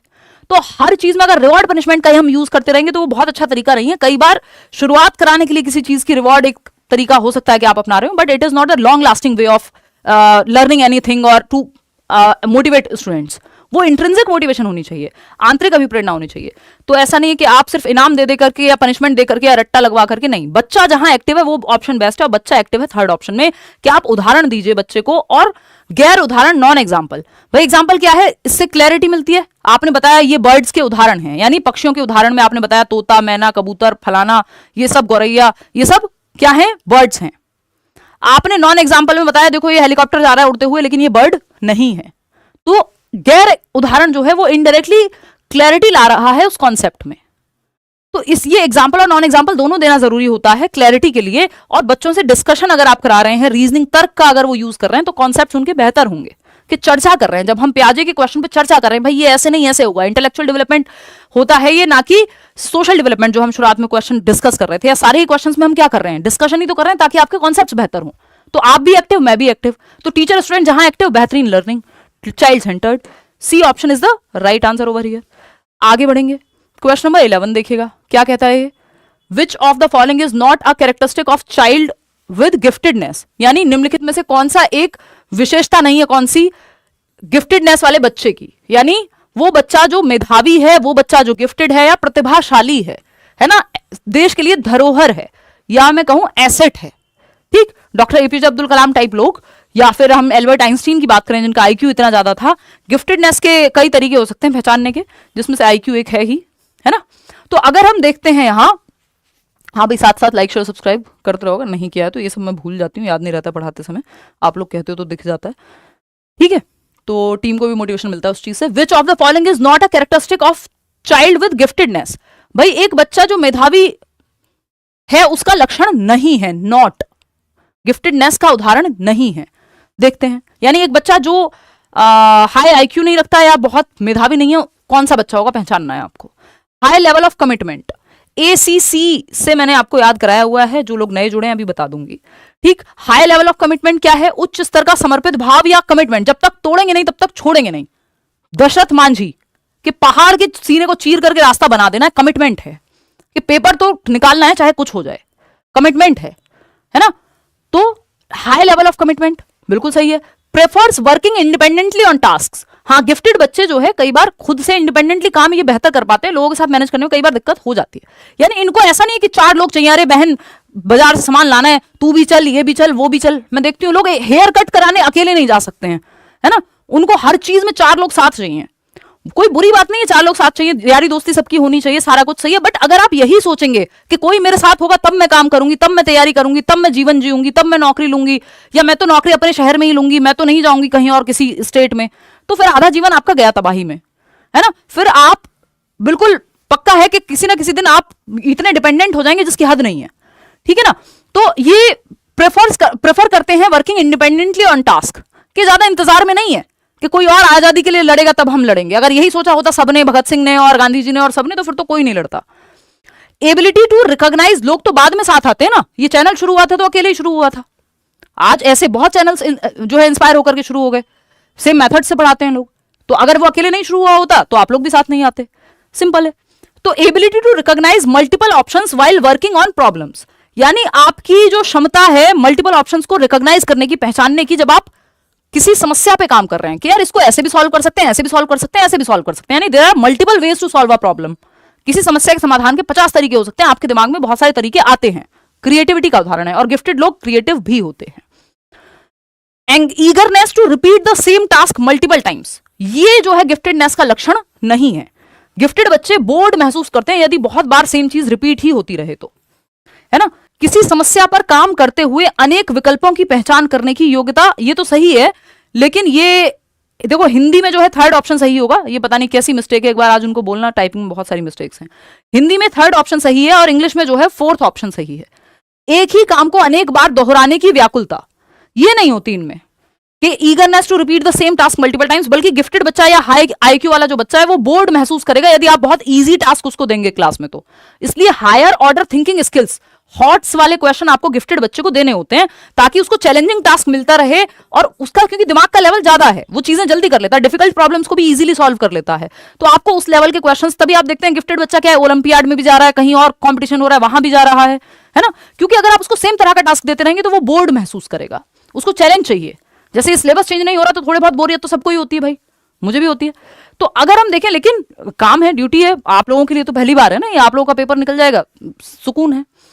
तो अगर हम देखें eagerness to repeat the same task, ये कोई गिफ्टेडनेस का उदाहरण नहीं है। बाकी तीनों हैं कि मल्टीपल तरीके ढूंढ लेते हैं किसी काम को करने का, इंडिपेंडेंस अच्छी खासी होती है, कमिटमेंट का लेवल हाई है, और 3 तरीके हैं, ये एसीसी से आप पहचान सकते हो कि ये रेंजोली ने एक 3 रिंग मॉडल दिया है जिसमें ये 3 चीजें हैं। हाई एबिलिटी, यानी वो बच्चा जो गिफ्टेड है उसमें क्षमता ज्यादा है, किसी चीज को करने की एबिलिटी ज्यादा है, यानी जल्दी समझ जाता है, चीजों को जल्दी सीख लेता है। हाई कमिटमेंट, यानी चीजों पे टिके रहना। अब देखना वो अलग चीज थी जो यहां पे लिखा हुआ था ना कि eagerness to repeat the same task multiple times, इसको कमिटमेंट नहीं कहते। सेम टास्क को रिपीट करना कमिटमेंट नहीं है। कमिटमेंट ये है कि दशरथ मांझी ने कमिटमेंट ले ली कि अब तो खुद की भी नहीं सुनेंगे और पहाड़ को चीर करके एक रास्ता बनाएंगे, तो कितना भी फेलियर आ जाए लेकिन जो प्रॉब्लम सॉल्व करनी है वो सॉल्व करनी है। This is commitment, this is दृढ़ता। सेम टास्क को बस रिपीट करते रहना, 2 एकम 2, 2 दूनी 4, उसको कमिटमेंट नहीं कहेंगे कि एक पेज को 50 बार लिख दिया तो वो कमिटमेंट है, वो बोर्डम हो जाएगा इनके लिए। हाई कमिटमेंट यानी दृढ़ता, तो उच्च क्षमता है, उच्च दृढ़ता है, और क्या है, हाई क्रिएटिविटी, कुछ नए ढंग से करना किसी चीज को, ये इनमें इच्छा बहुत ज्यादा है कि यार कुछ अलग करते हैं, कुछ डिफरेंट करेंगे, आउट ऑफ द बॉक्स सोचेंगे। तो ये 3 चीजें इनमें होती है। रेंजोली के 3 रिंग मॉडल में ये गिफ्टेडनेस की निशानी है। और अगर इन जनरल में बात करूं कि प्रतिभाशाली बच्चों में हाई आईक्यू हो सकता है, इसके अलावा ये 3 लक्षण हो सकते हैं, जरूरी नहीं आप सिर्फ हाई आईक्यू से ही मापेंगे। इसके अलावा अगर मैं देखूं तो आपकी ये डाइवर्जेंट थिंकर्स हो सकते हैं और चैलेंजिंग टास्क पे लगे रहते हैं, वो एक क्षमता है। क्यूरियोसिटी बहुत ज्यादा होती है, जिज्ञासा, सवाल बहुत पूछते हैं, क्वेश्चनिंग माइंड, है ना। अपने से बड़ी एज के लोग दोस्त मिल जाएंगे, मेमोरी शार्प होगी, इमेजिनेशन अच्छा होगा, ये सब गिफ्टेडनेस की निशानियां हैं। एनीवे, अटेंशन अच्छा होगा। तो ये फोर्थ ऑप्शन यहां गलत है, और जो गलत है वही सही है, क्योंकि हमसे पूछा ही गलत था, नॉट पूछा था हमसे। बाकी तीनों तो क्या है, कैरेक्टरिस्टिक हैं गिफ्टेडनेस के। ठीक है, 130 प्लस आईक्यू है तो हम कह देंगे कि गिफ्टेड वाला आईक्यू है। क्वेश्चन नंबर 12 देखिएगा। और गिफ्टेडनेस के और भी 2-3 तरीके होते हैं गिफ्टेडनेस को पहचानने के। जैसे एक व्यक्ति जिसका अभी मैं आपको बता देती हूँ एक बार इसको डिस्कस करके, ये आप जवाब बाद में देते रहना, है ना। जैसे गिफ्टेडनेस में 2-3 और चीजें हैं कि अगर आपको गिफ्टेड बच्चा 3 तरीके से गिफ्टेड हो सकता है। जैसे high intellectual ability, intellectual ability में वही होगा कि एकेडमिक्स में अच्छा होगा, पढ़ाई लिखाई में टॉपर टाइप, है ना, टॉपर नैना टाइप। इंटेलेक्चुअल एबिलिटी यानी आईक्यू ज्यादा होगा। दूसरा क्या है आपका, क्रिएटिविटी यानी कुछ नया करना। अब एमएफ हुसैन को आप नहीं कहेंगे कि वो गिफ्टेड है, बिल्कुल गिफ्टेड है। क्या सचिन तेंदुलकर गिफ्टेड नहीं है, बिल्कुल गिफ्टेड है। आईक्यू हमें नहीं पता किसी का भी, यहां पे जरूरी नहीं है कि वो एकेडमिक्स में बहुत अच्छे हों। तो इंटेलेक्चुअल एबिलिटी हम एकेडमिक वाले को मानते हैं, क्रिएटिविटी और टैलेंटेड, टैलेंटेड बच्चे। तो ये 3 प्रकार से लोग गिफ्टेड हो सकते हैं, यानी हाई आईक्यू वाले, क्रिएटिविटी और टैलेंट अगर कोई स्पेशल है किसी में तो। ठीक है ना, तो ये कहानी है, आगे बढ़ेंगे। बाकी गिफ्टेडनेस में आईक्यू के टर्म में देखेंगे तो 130 प्लस वाले को हम गिफ्टेड कह रहे हैं इंडियन कॉन्टेक्स्ट में। विच of the following strategies does not promote inclusion, inclusive education या समावेशन को कौन सी एक स्ट्रेटजी है या तकनीक है, विधि है जो प्रमोट नहीं करती, यानी इंक्लूसिव एजुकेशन के ऑपोजिट है, उल्टा है। तो पहला ऑप्शन है फ्लेक्सिबल ग्रुपिंग। फ्लेक्सिबल ग्रुपिंग अच्छी है, अलग अलग तरह के बच्चे हैं, लचीले तरीकों से सिखाओ आप। डिफरेंशिएटेड इंस्ट्रक्शन यानी मल्टीपल लेवल ऑफ टीचिंग और लर्निंग, यानी इंस्ट्रक्शन का कोई यूनिफॉर्म इंस्ट्रक्शन नहीं है बल्कि डिफरेंशिएटेड है। ये तो बहुत पॉजिटिव मानते हैं हम इसको कि अलग अलग मेथड से आप सिखा रहे हैं। वेरीड लेवल ऑफ डिफिकल्टी है, यानी इजी, मॉडरेट, डिफिकल्ट, सब तरह के लेवल आपने इंक्लूड किए हुए हैं। एबिलिटी ग्रुपिंग ये जस्ट उल्टा है इंक्लूजन की फिलॉसफी का, कि आप एबिलिटी वाइज ग्रुप कर दे रहे हैं बच्चे को, कि जो फर्स्ट आते हैं बच्चे जिनके 90% नंबर है उनको ए सेक्शन में डाल देंगे, जो 33% ला रहे हैं वो डी सेक्शन में डालेंगे। तो ये एबिलिटी ग्रुपिंग जस्ट ऑपोजिट हो जाता है इंक्लूसिव एजुकेशन के। तो ये जरूरत पड़ने पे किया जाए, लेकिन इसको हम इंक्लूसिव एजुकेशन का बहुत अच्छा तरीका नहीं मानते कि आप इंक्लूसिव का मतलब है हर तरह का बच्चा एक क्लास में सीख सके, है ना, कि एक बच्चा है जो कमजोर बच्चा है फिर वो एक तेज बच्चे से सीख लेगा। तो एबिलिटी ग्रुपिंग ऐसा हो सकता है कई बार करनी पड़े कि भाई मैथ्स में कुछ कमजोर बच्चे हैं, उनको आप स्पेशली स्पेशल क्लासेस दिला रहे हो उन बच्चों को जो मैथ्स में कमजोर हैं, तो आपने एबिलिटी के आधार पे बांट के जो है उनका सॉल्यूशन निकाल रहे हो। रीजनेबल करिकुलर एकोमोडेशन, आपको जरूरत पड़ने पे आप यथोचित समायोजन कर रहे हैं अपनी पाठ्यचर्या में, वो भी एक अच्छा तरीका है, लेकिन ये सपोर्ट नहीं करता सी ऑप्शन। तो जो सपोर्ट नहीं करता वही सही है, क्योंकि पूछा ही नहीं था, नॉट पूछा था। क्वेश्चन नंबर 13 देखिएगा। What are the following behaviours primary characteristics of impulsivity, low attention span, fidgeting, inability to sit for long. यानी ये 4 कैरेक्टरिस्टिक हैं। इम्पल्सिविटी यानी कंट्रोल नहीं है इम्पल्स पे, मन किया किसी को लगाने का लगा दिया, कंट्रोल ही नहीं हुआ। लो अटेंशन स्पैन, ज्यादा देर एक जगह पे टिके नहीं बैठते, बोर हो जाते हैं तुरंत। तुरंत बोर होना प्रॉब्लम है, एक ही टास्क को बार बार करते रहना वो भी प्रॉब्लम है। लेकिन अगर हमें बोर होना नहीं आता या हम कमिटेड नहीं रहेंगे किसी टास्क पे या अटेंशन ही पे नहीं कर पाएंगे तो दिक्कत होगी, हम कैसे सीखेंगे, है ना। तो इम्पल्सिविटी, लो अटेंशन, फिजिटिंग, इधर उधर उछलते कूदते रहेंगे, कुछ कुछ करते रहेंगे, बेचैन से रहेंगे। Inability to sit for long, लंबे समय तक बैठ नहीं सकते, 1 घंटा नहीं बैठ सकते, 5-5 मिनट के ब्रेक में तोड़ दो तो ईजी हो जाएगा। एडीएचडी, किस बच्चे का लक्षण है ADHD, attention deficit hyper activity disorder. Fidgeting या ये जो इंपल्सिविटी है ये हाइपर एक्टिविटी है, यानी एक तो है एक्टिविटी, 3-4 साल तक हाइपर एक्टिव ही होते हैं सारे बच्चे, लेकिन बाद में भी अगर सुपर हाइपर एक्टिव है तो दिक्कत बन सकती है कि बच्चे की अटेंशन स्पैन में कमी है। तो आपको पार्ट्स में डिवाइड करके टाइम, इनको लंबे टास्क ना देकर के चंक्स में बांटना होता है टास्क को, ठीक। गिफ्टेडनेस का तो ये उदाहरण नहीं है। ऑटिज्म में जो है आपकी फिजिटिंग वैसे ऑटिज्म में भी आता है, इंपल्सिविटी, लो अटेंशन स्पैन, बट ऑटिज्म में स्टीरियोटिपिकल बिहेवियर को हम बहुत बार शामिल करते हैं। ऑटिस्टिक बच्चे रूटीन में रह लेते हैं, तो ऑटिज्म तो नहीं आएगा यहाँ। हम जा रहे हैं सी के साथ, क्रिएटिविटी का कोई उदाहरण नहीं है, सी का ही है, attention deficit hyper activity disorder. बच्चा टिक के नहीं बैठ पाता, बार बार उछल कूद करता रहता है, पूछता रहता है चीजें, ध्यान ज्यादा देर तक एक जगह पे नहीं लगा पाता। क्वेश्चन नंबर 14 देखिएगा। विच of the following statement regarding proposals made by national education policy NEP 2020 के बारे में क्या सही नहीं है। देखिए सवाल अभी मैं पढ़ रही हूं इसलिए आपके लिए आसान हो रहा होगा। कई लोग तो जब पेपर में पढ़ेंगे ना सवाल और प्रैक्टिस इनफ नहीं की होगी तो वो ये नहीं है तो उनको दिखता ही नहीं है, उनकी आंखें स्किप कर देती हैं, है ना। जैसे किसी पसंदीदा इंसान को देख के लोग दुनिया भूल जाते हैं, ऐसे ही ये सवाल पढ़ते हुए नॉट भूल जाते हैं लोग। तो ये आपको नहीं करना है, बहुत ध्यान से सवाल पढ़ना है, नहीं तो नंबर चला जाएगा पानी में।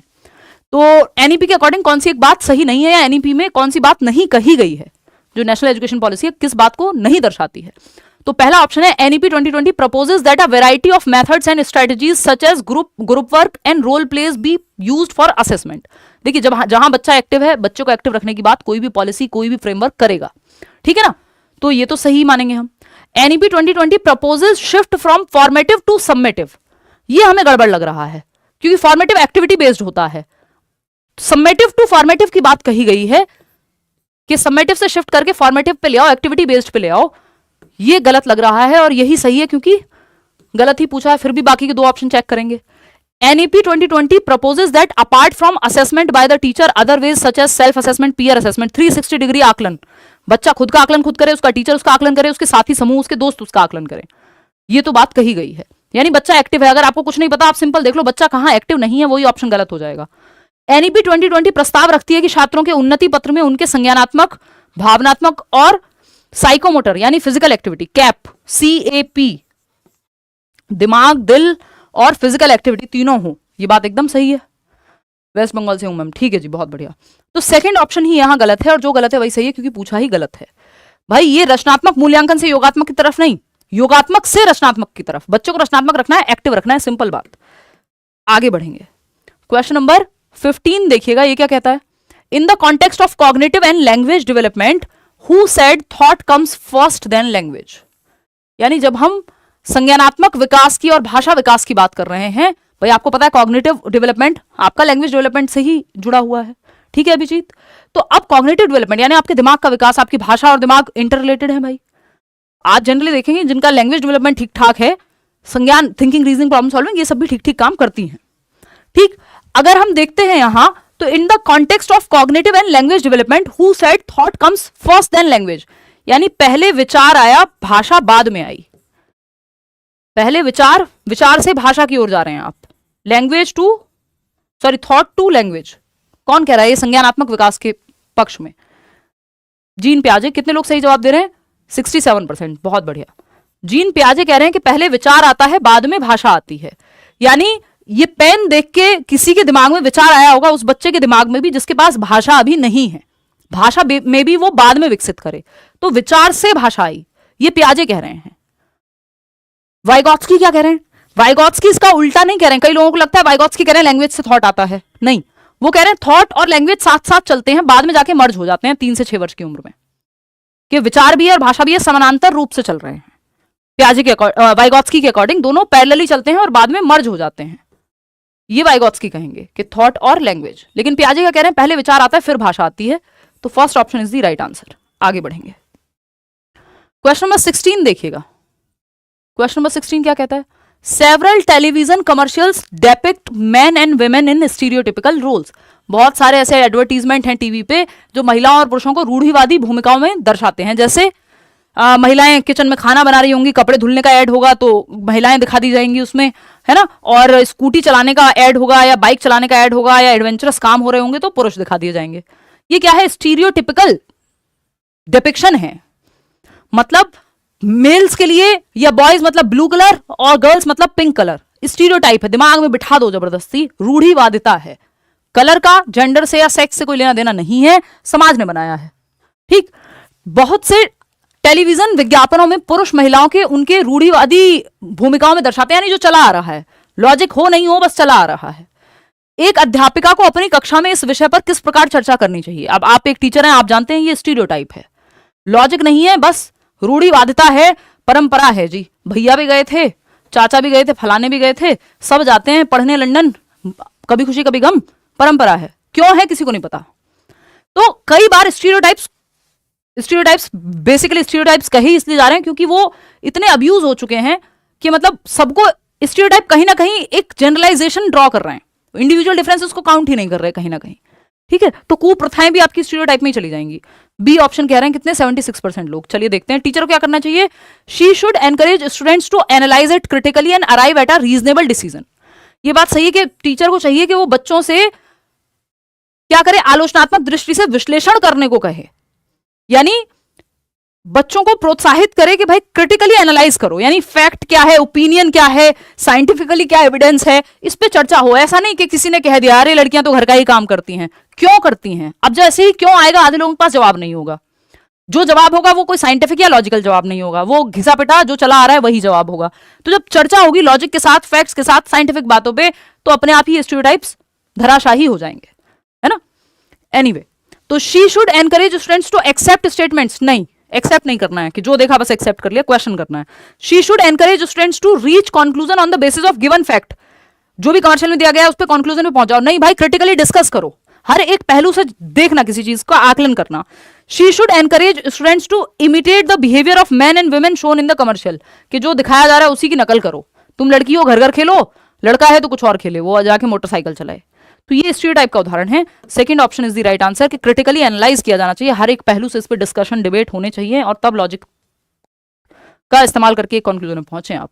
हार्वर्ड गार्डनर प्रपोज्ड दैट, भाई गार्डनर के अनुसार जो बुद्धि के बारे में उन्होंने क्या कहा है, intelligence is a practical goal oriented activity, intelligence comprises of 7 intelligences in a hierarchical order, बुद्धि जो है 7 बुद्धियों का अनुक्रमित नियोग है, यानी बढ़ते क्रम में, हायरार्की में, सीढ़ी नुमा जो हम आकृति बोलते हैं हायरार्की को, कि कॉम्प्लेक्सिटी सिंपल टू कॉम्प्लेक्स जाता रहता है ये 7 टाइप्स। या फिर intelligence is a generic ability that he labelled as G factor, G factor की बात, जनरल इंटेलिजेंस की बात स्पीयरमैन करते हैं, ना कि हार्वर्ड गार्डनर। तो ये तो कोई सेंस बनता नहीं है इसका, कट कर देते हैं इसको। इंटेलिजेंस और लेबल करना है नहीं हमें। Intelligence comprises of several kinds of human abilities, ये बात हमें सुनने में सही लग रही है, 60% लोग सही जवाब दे रहे हैं, इसमें भी बहुत सारे परसेंट लोग होंगे, कितने परसेंट लोग हैं जो ये सेकंड ऑप्शन कह रहे हैं, 27%। जबकि मैंने आपको ये क्लियर किया है कि भैया हायरार्की में नहीं बांटा है उन्होंने, जो 7 प्रकार हैं, पहली बात तो 8 प्रकार हैं अगर आप एनसीईआरटी के अकॉर्डिंग देखते हैं, लेटेस्ट एनसीईआरटी के अकॉर्डिंग, प्रकार तो उससे भी ज्यादा है लेकिन एनसीईआरटी 8 प्रकार को मानती है, आपकी 11th-12th की साइकोलॉजी की एनसीईआरटी। 7 प्रकार 1983 में थे जब फ्रेम्स ऑफ माइंड करके उनकी एक किताब आई थी, फ्रेम्स ऑफ माइंड नाम की पुस्तक आई थी 1983 में, 1983 में हार्वर्ड गार्डनर की, तब उन्होंने 7 टाइप्स ऑफ इंटेलिजेंस की बात की थी। और ये 7 टाइप्स या आज की डेट में जो 8 टाइप्स हम पढ़ते हैं वो हायरार्की में ऑर्गेनाइज्ड नहीं है कि पहला ये है, फिर दूसरा ये है, फिर तीसरा ये है, फिर चौथा ये है, कोई सीक्वेंस की जरूरत नहीं है। और ऐसा नहीं है कि ये सिंपल टू कॉम्प्लेक्स में है कि लेवल 1 है, लेवल 2 है, लेवल 3 है, ऐसा नहीं है। यहाँ किसी के लेवल नहीं निकलते हैं, 8 अलग अलग प्रकार हैं, ठीक है जी। तो ये कहना गलत होगा कि कोई हायरार्किकल ऑर्डर है, कोई सिंपल टू कॉम्प्लेक्स का ऑर्डर है, ऐसा गलत होगा कहना। उन्होंने सिंपली कहा है कि जो गार्डनर हैं वो प्रपोज करते हैं कि several kinds of human abilities, बुद्धि कई प्रकार की हो सकती है, कई प्रकार की मानवीय क्षमताएं अलग अलग लोगों में अलग अलग हो सकती हैं। ए आर रहमान म्यूजिक अच्छा कंपोज कर सकते हैं, Sachin Tendulkar physical ability, kinaesthetic intelligence उनमें हो सकती है ना। डॉक्टर एपीजे अब्दुल कलाम में लॉजिकल मैथमेटिकल इंटेलिजेंस हो सकती है, ठीक है। टीचर में लिंग्विस्टिक इंटेलिजेंस हो सकती है, या कोई भाषण देने वाले व्यक्ति में लिंग्विस्टिक इंटेलिजेंस हो सकती है, समझ रहे हो बात को। तो यह काइंस्थेटिक की हमने बात कर ली, विराट कोहली या स्पोर्ट्स पर्सन में, स्मृति मंदाना में क्या हो सकती है, हो क्या सकती है, मतलब है ही आपकी काइंस्थेटिक इंटेलिजेंस है, यानी बॉडी पे पकड़ है। अगर हम बात करते हैं आपकी स्पेशल इंटेलिजेंस की, यानी दिशाओं का ज्ञान, तो जो कार्टोग्राफर है, मैप बनाते हैं, नक्शा बनाते हैं, आर्किटेक्ट्स हैं, इंटीरियर डेकोरेटर्स हैं, उनमें स्पेशल इंटेलिजेंस पाई जाएगी, स्पेस से रिलेटेड उनको समझ में आती है चीजें। जो गार्डनर, जिनको फार्मर्स हो गए या जिनको नेचर का शौक है, वो नेचुरलिस्टिक इंटेलिजेंस। ऐसी 8 प्रकार हैं, ठीक है जी। प्रकार तो और भी हैं, फिर एग्जिस्टेंशियल भी आ जाता है, वो सब नहीं पढ़ना है आपको क्योंकि आपके सिलेबस में 8 ही दिए हुए हैं। क्वेश्चन नंबर 18 देखिएगा, according to Lawrence Kohlberg's the child's moral development in stage 3, भाई 6 स्टेज हैं कोहलबर्ग की थियोरी में नैतिक विकास की। मॉरल डेवलपमेंट मतलब सही और गलत का विकास। Maintaining mutual relation, the golden rule refers to the stage where, भाई आपको स्टेज 3 में जहां पे बात हो रही है कि maintaining mutual relations, good boy nice girl orientation, अच्छा लड़का अच्छी लड़की अभिविन्यास, mutual interest, tit for tat, जिसको हम नहीं, टिट फॉर टैट तो सेकंड हो जाएगा। म्यूचुअल रिलेशन मतलब प्रेज चाहिए आपको, तो आप चाहते हैं कि रिलेशंस म्यूचुअली बने रहें, ठीक है ना।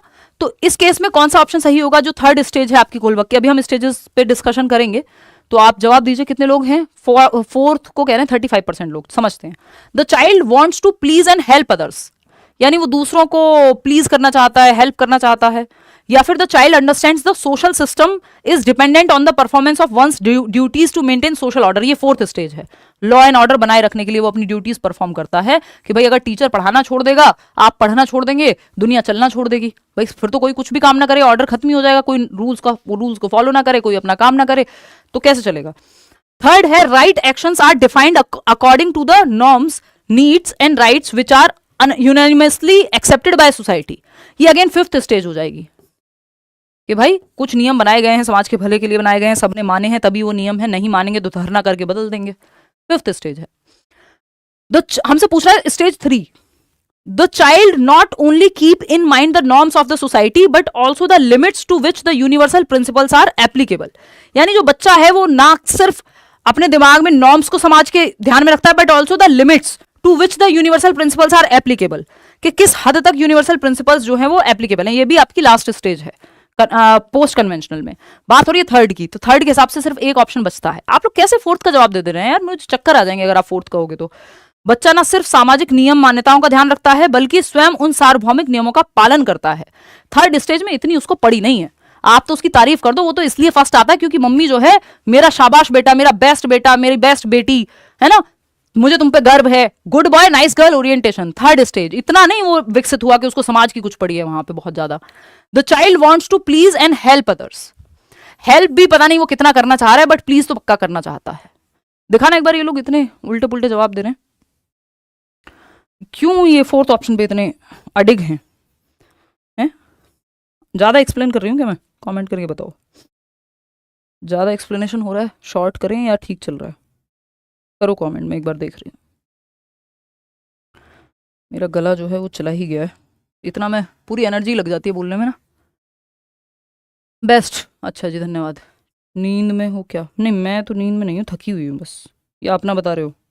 अपना बता रहे हो तो बात अलग है। देखो अपना बता रहे हो तो कोई क्या ही करेगा इसमें।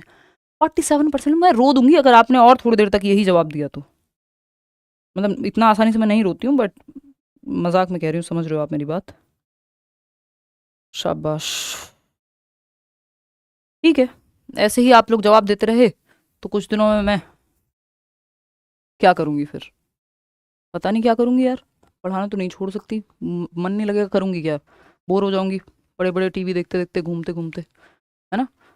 और आप गलत जवाब दोगे तो ठीक ही कराया जाएगा।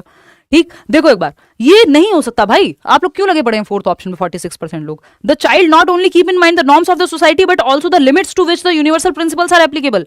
ये फोर्थ और फिफ्थ स्टेज की कहीं बात हो रही है और आप लगे पड़े हैं थर्ड पे। थर्ड स्टेज पे उसको रत्ती भर फर्क नहीं पड़ता आपका समाज किस दिशा में जा रहा है, उसको अपना प्रेज चाहिए कि मम्मी मेरी तारीफ करेंगे, देखो आज तो मैंने लंच खत्म कर लिया। और वो छोटा बच्चा है भाई, 7 से 11 वर्ष के बीच में कहीं होगा, तो आपके यूनिवर्सल एथिकल प्रिंसिपल की उसको पड़ी नहीं है कोई। देखो स्टेज 3 लिखा है, लेवल 3 नहीं लिखा है, दो चीजों में अंतर है। लेवल अलग है भाई, स्टेज अलग है। लेवल 3 इज जो हाईएस्ट लेवल है, स्टेज 3 इज आपका सेकेंड लेवल कन्वेंशनल, उसमें आएगी तीसरी स्टेज। पहली पनिशमेंट एंड ओबीडियंस, पनिशमेंट से बचने के लिए आज्ञा का पालन करेगा, समाज की कोई नहीं पड़ी, जीरो मॉरलिटी है खुद की उसकी। प्री कन्वेंशनल लेवल है यानी परंपराओं से पहले का। फिर tit for tat second stage, mutual exchange, कि जैसे को तैसा, तुमने मेरे पेन तोड़ा मैं तुम्हारी पेंसिल तोड़ूंगा, ये सेकंड है। तुमने मेरा लंच खाया, मेरी चॉकलेट शेयर करनी पड़ेगी अब तुम्हें भी। ठीक, थर्ड स्टेज जिसको कन्वेंशनल में आएगी, वो कन्वेंशनल लेवल जो सेकंड लेवल है उसके अंदर थर्ड स्टेज आएगी जिसकी ये बात कर रहे हैं। Good boy nice girl orientation, अच्छा लड़का अच्छी लड़की, तारीफ मिलेगी इसलिए कुछ भी कर देंगे। बहुत लोग पूरा जीवन इसी में जी देते हैं वैलिडेशन के लिए कि फलाना मेरी तारीफ करेगा तो देखो जी उनकी बहू तो कमा के भी लाती है और खाना भी बनाती है घर में, तो good boy nice girl orientation है। कोई बहुत अच्छा काम नहीं कर रही है बहू, बहुत वैलिडेशन का काम कर रही है, प्रेज मिलेगा, लेकिन समाज के लिए बहुत अच्छा एग्जाम्पल सेट नहीं कर रही है। भाई अपने पतियों को कहो थोड़ी मदद करें, मिलकर काम करो सब, जब दो लोग कमाते हैं तो। लेकिन नहीं, उसको क्या चाहिए? वैलिडेशन चाहिए, प्रेज चाहिए, सब कहेंगे कितनी अच्छी है भाई देखो, क्योंकि समाज के हिसाब से चल रहा है ना। समाज तो खुश है ये करके कि महिलाओं का काम खाना बनाना है और अब आप कमा के भी लाती हो, बहुत अच्छी बात है। तो इसमें चेंज पे तो आपका ध्यान ही नहीं है, आप तो नाइस गर्ल गुड बॉय बनने के चक्कर में है। फोर्थ ऑप्शन है लॉ एंड ऑर्डर के जो नियम है उनको बनाए रखना, समझ रहे हो? तो ये वहां तक तो पहुंचे नहीं है, तो थर्ड स्टेज पे अटके पड़े हैं कि child wants to please and help others, इसलिए वो मेंटेनिंग म्यूचुअल रिलेशन कि जैसा है चलता रहे।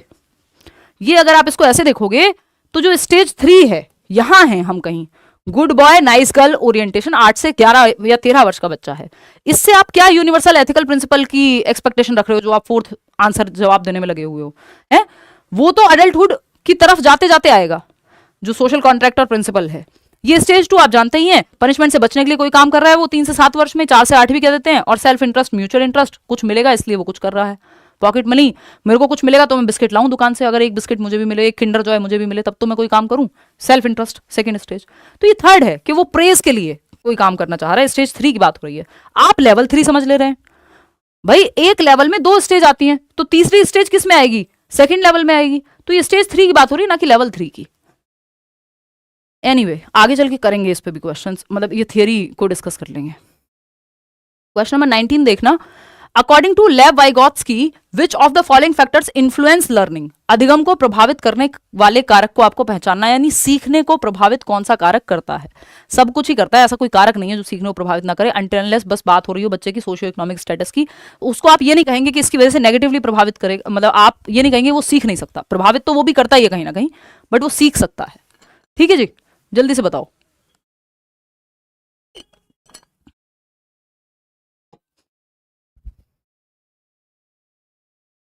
सी ऑप्शन कह रहे हैं आप लोग, सी मतलब ये, चलो ठीक दे रहे हो जवाब, 88%, बहुत बढ़िया। बिल्कुल, वाइगोत्स्की की बात आती है, सिंपल 3 फैक्टर्स हैं, सोसाइटी, कल्चर और लैंग्वेज, समाज संस्कृति, और इनकी थियरी का नाम है सामाजिक सांस्कृतिक सिद्धांत या उपागम, यानी बच्चे के दिमाग का विकास समाज, संस्कृति और भाषा, जो कि ग्रेटेस्ट टूल कहते हैं कि लैंग्वेज के माध्यम से आप अपने दिमाग का विकास कर सकते हो। तो ये तीनों चीजें हैं, लेकिन ये कोई नेगेटिव रीइंफोर्समेंट पनिशमेंट की बात ये नहीं करते, वेरी गुड शाबाश ये सब की बात ये नहीं करते। तो फर्स्ट सेकंड थर्ड जो कि थर्ड ऑप्शन में ही अंतर्निहित है। आगे बढ़ेंगे, क्वेश्चन नंबर 20 देखिएगा। क्वेश्चन नंबर 20 देखिएगा, अकॉर्डिंग टू जीन पियाजे which of the following questions will be answered only by the children in formal operational stage? यानी कौन से प्रकार का सवाल होगा जो 11+ ईयर्स का बच्चा ही फॉर्मल ऑपरेशनल यानी औपचारिक संक्रियात्मक अवस्था, जो आखिरी अवस्था है पियाजे की स्टेज में, SPCF लास्ट स्टेज का बच्चा ही जवाब दे पाएगा कौन से सवाल का? तो आपको 4 सवाल पढ़ने हैं और निकालना है जवाब। रौनक 8 11 चॉकलेट्स, रौनक एक बच्चा है जिसने कुछ 11 चॉकलेट खाई। His sister 8 twice as many, यानी उसकी सिस्टर ने डबल खा ली, 22 खा ली होंगी। How many chocolates they both 8 in total? तो 22 + 11 करना कोई इतना मुश्किल काम है? इस 7 से 11 वर्ष का बच्चा नहीं कर लेगा, जिसमें लॉजिक आ गया है, इंडक्टिव लॉजिक। भाई चॉकलेट तो वो समझ में आती है ना, उसको मूर्त है, तो फॉर्मल ऑपरेशनल की तो जरूरत नहीं है इसमें। फिर भी चलो बाकी के ऑप्शन चेक कर लेते हैं। If A is greater than B and B is greater than C, what is the relation between A and C? Transitivity की जब हम बात कर रहे हैं तो ए एंड सी के बीच में ये रिश्ता क्या कहलाता है, आपको ये पता करना है।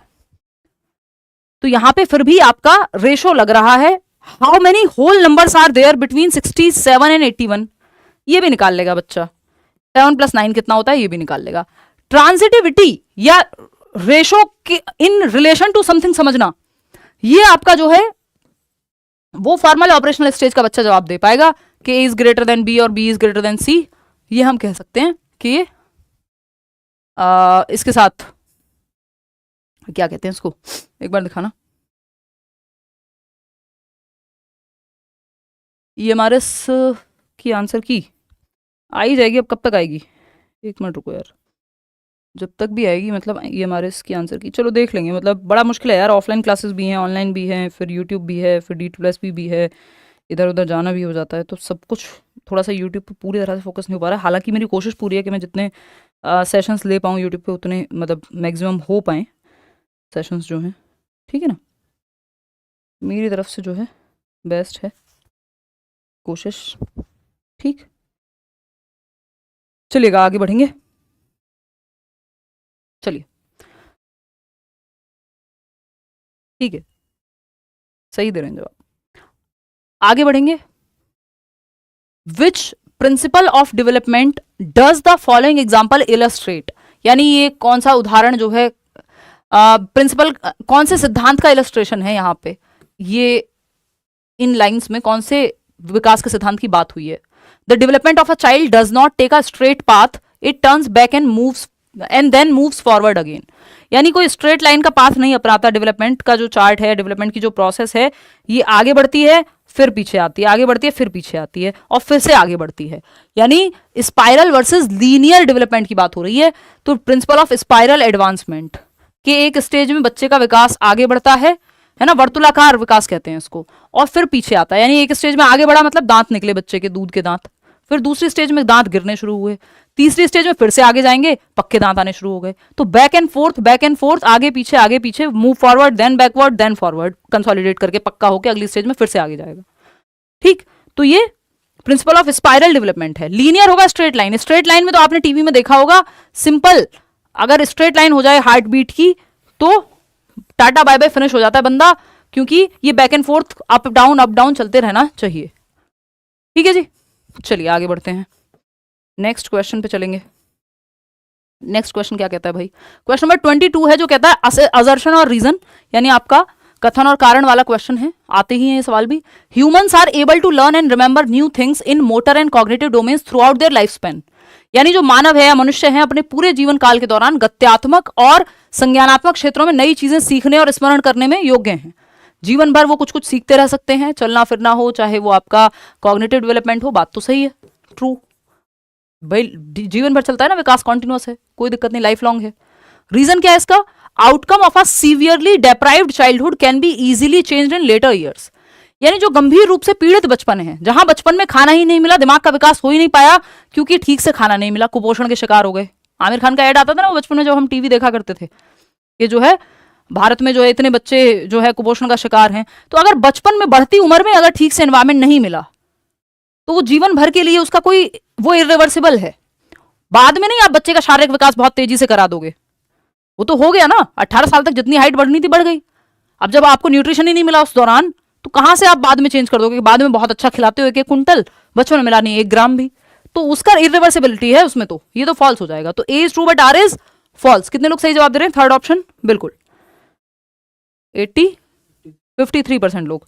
चलिए खैर आगे बढ़ते हैं, question number 23, what is meant by sensitive period in child development. ये क्वेश्चन घुमा फिरा के हर बार आता है कि संवेदनशील पीरियड या संवेदनशील अवधि का क्या मतलब है, क्रिटिकल पीरियड का क्या मतलब है ना, ये लगभग हर बार पूछ लिया जाता है घुमा फिरा करके। तो क्रिटिकल पीरियड अलग अलग प्रकार के डेवलपमेंट के लिए अलग अलग हो सकता है, जैसे भाषा विकास के लिए 2 से 6 वर्ष या 3 से 6 वर्ष अर्ली चाइल्डहुड बहुत क्रिटिकल है, भाषा सबसे तेजी से फास्टेस्ट रैपिडली सीखी जाती है। फिजिकल डेवलपमेंट के लिए बहुत इंपॉर्टेंट क्रिटिकल पीरियड है जो आपका चाइल्डहुड है पूरा। तो दिमाग के विकास के लिए एडोलेसेंस बहुत क्रिटिकल पीरियड है अगर हम कहें, इवन उससे पहले भी। तो period concerning a rapid advances only in cognition and learning, नहीं सिर्फ कॉग्निशन और लर्निंग में नहीं, optimal period for development of specific abilities, यानी एक ऐसा समय है जहां अगर सही माहौल मिल जाए तो बच्चे की स्पेसिफिक एबिलिटीज जो है बहुत अच्छे से विकसित हो सकती हैं, ये ऑप्टिमल पीरियड है। यानी भाषा बहुत अच्छे से विकसित हो सकती है, यानी आप अगर कहें कि इस उम्र का बच्चा है, जैसे स्पोर्ट्स में डालना है, तो आप 6 वर्ष के आसपास अगर बच्चे को डालते हैं तो वो बहुत अच्छा कर पाएगा आगे। आप 18 साल की उम्र में कोई स्पोर्ट खिलाना शुरू करेंगे तो वो ऑप्टिमल पीरियड नहीं है, वो क्रिटिकल पीरियड नहीं है, वो सेंसिटिव पीरियड नहीं है, गया टाइम, आपने ट्रेन मिस कर दी है ना, कि वो सही समय पे सीखना था, वो ऑप्टिमल पीरियड था चाइल्डहुड का। तो हर चीज के लिए ऐसे एक ऑप्टिमल पीरियड है या सेंसिटिव पीरियड है जहां बच्चा बहुत फास्ट तरीके से किसी चीज को एक्वायर कर सकता है। Period in which development only language can be accelerated, ये सारे प्रकार के विकास के बारे में है। तो second option is the right answer over here. आगे बढ़ेंगे, क्वेश्चन नंबर 24 देखिएगा, cephalocaudal principle of development states that, विकास का शीर्षगामी सिद्धांत क्या कहता है। सेफेल मतलब खोपड़ी, कॉर्डल मतलब जो आपकी पूंछ कह लीजिए आप उसको, यानी सर से पैर की ओर, सर से धड़ की ओर। Development proceeds from head to toe, बिल्कुल ये लॉन्गिट्यूडिनल या सेफेलोकॉर्डल बोलते हैं इसको, क्या कहते हैं, लंबवत या शीर्षगामी। शीर्ष मतलब सर से आपके पैर की ओर, लॉन्गिट्यूडिनल। हेड टू टो, बच्चे का पहले सर पकड़ संभालना सीखता है, वो बाद में आपका बैठना सीखेगा, फिर खड़े होना सीखेगा, पैरों पर कंट्रोल आएगा, चलना सीखेगा। तो सर से पैर की ओर जा रही है विकास की दिशा, जो कि 92% लोग बिल्कुल सही जवाब दे रहे हैं, सिर से पांव तक ये शीर्षगामी है या हेड टू टो है। Proceeds from centre to extremities, ये प्रॉक्सिमो डिस्टल है, सिरोध पदोन्मुखी जिसको हम कहते हैं, सिर से पैर, near to far, centre to periphery, ठीक है। टो टू हेड कुछ नहीं होता, एक्सट्रीमिटीज टू सेंटर कुछ नहीं होता, ठीक है जी। आगे बढ़ेंगे, क्वेश्चन नंबर 25 देखिएगा, which of these situations is illustrative of a child centred classroom, इनमें से कौन सी जो है वो बाल केंद्रित शिक्षा कक्षा का उदाहरण है, यानी बच्चे जहां सेंटर में। तो जहां बच्चा एक्टिव होगा वो सही होगा। A class in which the students are sitting in groups and the teacher takes turns to go to each group. हमें बच्चा और टीचर दोनों एक्टिव चाहिए, सिर्फ टीचर नहीं। A class in which the behavior of students is governed by the rewards and punishment. Reward punishment पे काम करना कोई बहुत अच्छा तरीका नहीं है, है ना, बेशक हमें सिखाया गया हो। A class in which the teacher dictates and the students, teacher dictator बन गया तो फिर बच्चे तो एक्टिव रहे नहीं। हमें टीचर बच्चा दोनों एक्टिव चाहिए, जहां बच्चा एक्टिव वो best option. A class in which the students do whatever they want while the teacher watches them silent. अरे नहीं यार, कुछ तो गड़बड़ हुई है, एक बार चेक करते हैं। फर्स्ट ऑप्शन आप लोग कह रहे हैं, फिर से पढ़ती हूँ, मैंने शायद गलत पढ़ लिया है। एक कक्षा जिसमें छात्र समूहों में बैठे हैं और शिक्षक बारी बारी से प्रत्येक समूह में जाते हैं। हाँ ये ठीक है, मैंने ही गलत पढ़ लिया था, क्योंकि ये नहीं हो सकता कि बच्चों का जो मन कर रहा है वो करते जा रहे हैं और टीचर बस बैठ के तमाशा देख रहे हैं। टीचर का एक्टिव होना भी जरूरी है, इसलिए फोर्थ ऑप्शन गलत हो जाएगा, बाकी के तो है ही गलत। फर्स्ट ऑप्शन पढ़ते हैं दोबारा। A class in which the students are sitting in groups and the teacher takes turns to go to each group. ये बात सही है कि बच्चों का ग्रुप है और टीचर अलग अलग ग्रुप के पास जा रहा है कि तुम्हें कोई दिक्कत है, कहीं पे कोई डाउट है, कोई एक्टिविटी में हेल्प चाहिए, तो मतलब टीचर बच्चे दोनों एक्टिव हैं। फर्स्ट ऑप्शन ही यहाँ सही है। आगे बढ़ते हैं। मैं रात तक आते आते इतना थक जाती हूँ, कई क्वेश्चंस तो ऐसा हो जाता है कि इतने आसान क्वेश्चन जो है दिमाग में कई बार हैंग हो जाता है। Rearranging schemas, linking them with other schemas to create a strongly interconnected cognitive system in Piaget's theory is referred to as। पियाजे के सिद्धांत में संज्ञानात्मक प्रणाली के लिए स्कीमाओं को पुनर्व्यवस्थित करना, उन्हें स्कीमाओं से जोड़ने को क्या कहते हैं? यानी आप रीऑर्गेनाइज कर रहे हैं स्कीमा को, है ना, इंटरकनेक्टेड, एक स्कीमा से दूसरे स्कीमा में कनेक्शन बिल्ड कर रहे हैं कि भाई पियाजे ने ये कहा है कॉग्निटिव डेवलपमेंट के बारे में, वाइगॉत्स्की ने ये कहा है, स्टेजेस ये हैं, कॉन्क्रीट ऑपरेशनल जो 7 से 11 है वो लेटर चाइल्डहुड भी हो सकती है 6 से 12। ये क्या है, एक से दूसरे टॉपिक को कनेक्ट कर रहे हैं, यानी ऑर्गेनाइज कर रहे हैं जो भी सीखा है। इसको ऑर्गेनाइजेशन कहते हैं, एसिमिलेशन नहीं कहते। सरकार गलत जवाब मत दीजिए प्लीज। एसिमिलेशन है सिंपल अपने स्कीमा में एग्जिस्टिंग इन्फॉर्मेशन में कुछ ऐड कर लेना। जब आप ऑर्गेनाइज कर रहे हो अलग अलग तरीके से चीजों को कनेक्ट करके, दिस इज ऑर्गेनाइजेशन, संगठन कहते हैं इसको। रुलाओगे क्या पगलो? देखो एक बार, ये ऑर्गेनाइजेशन है।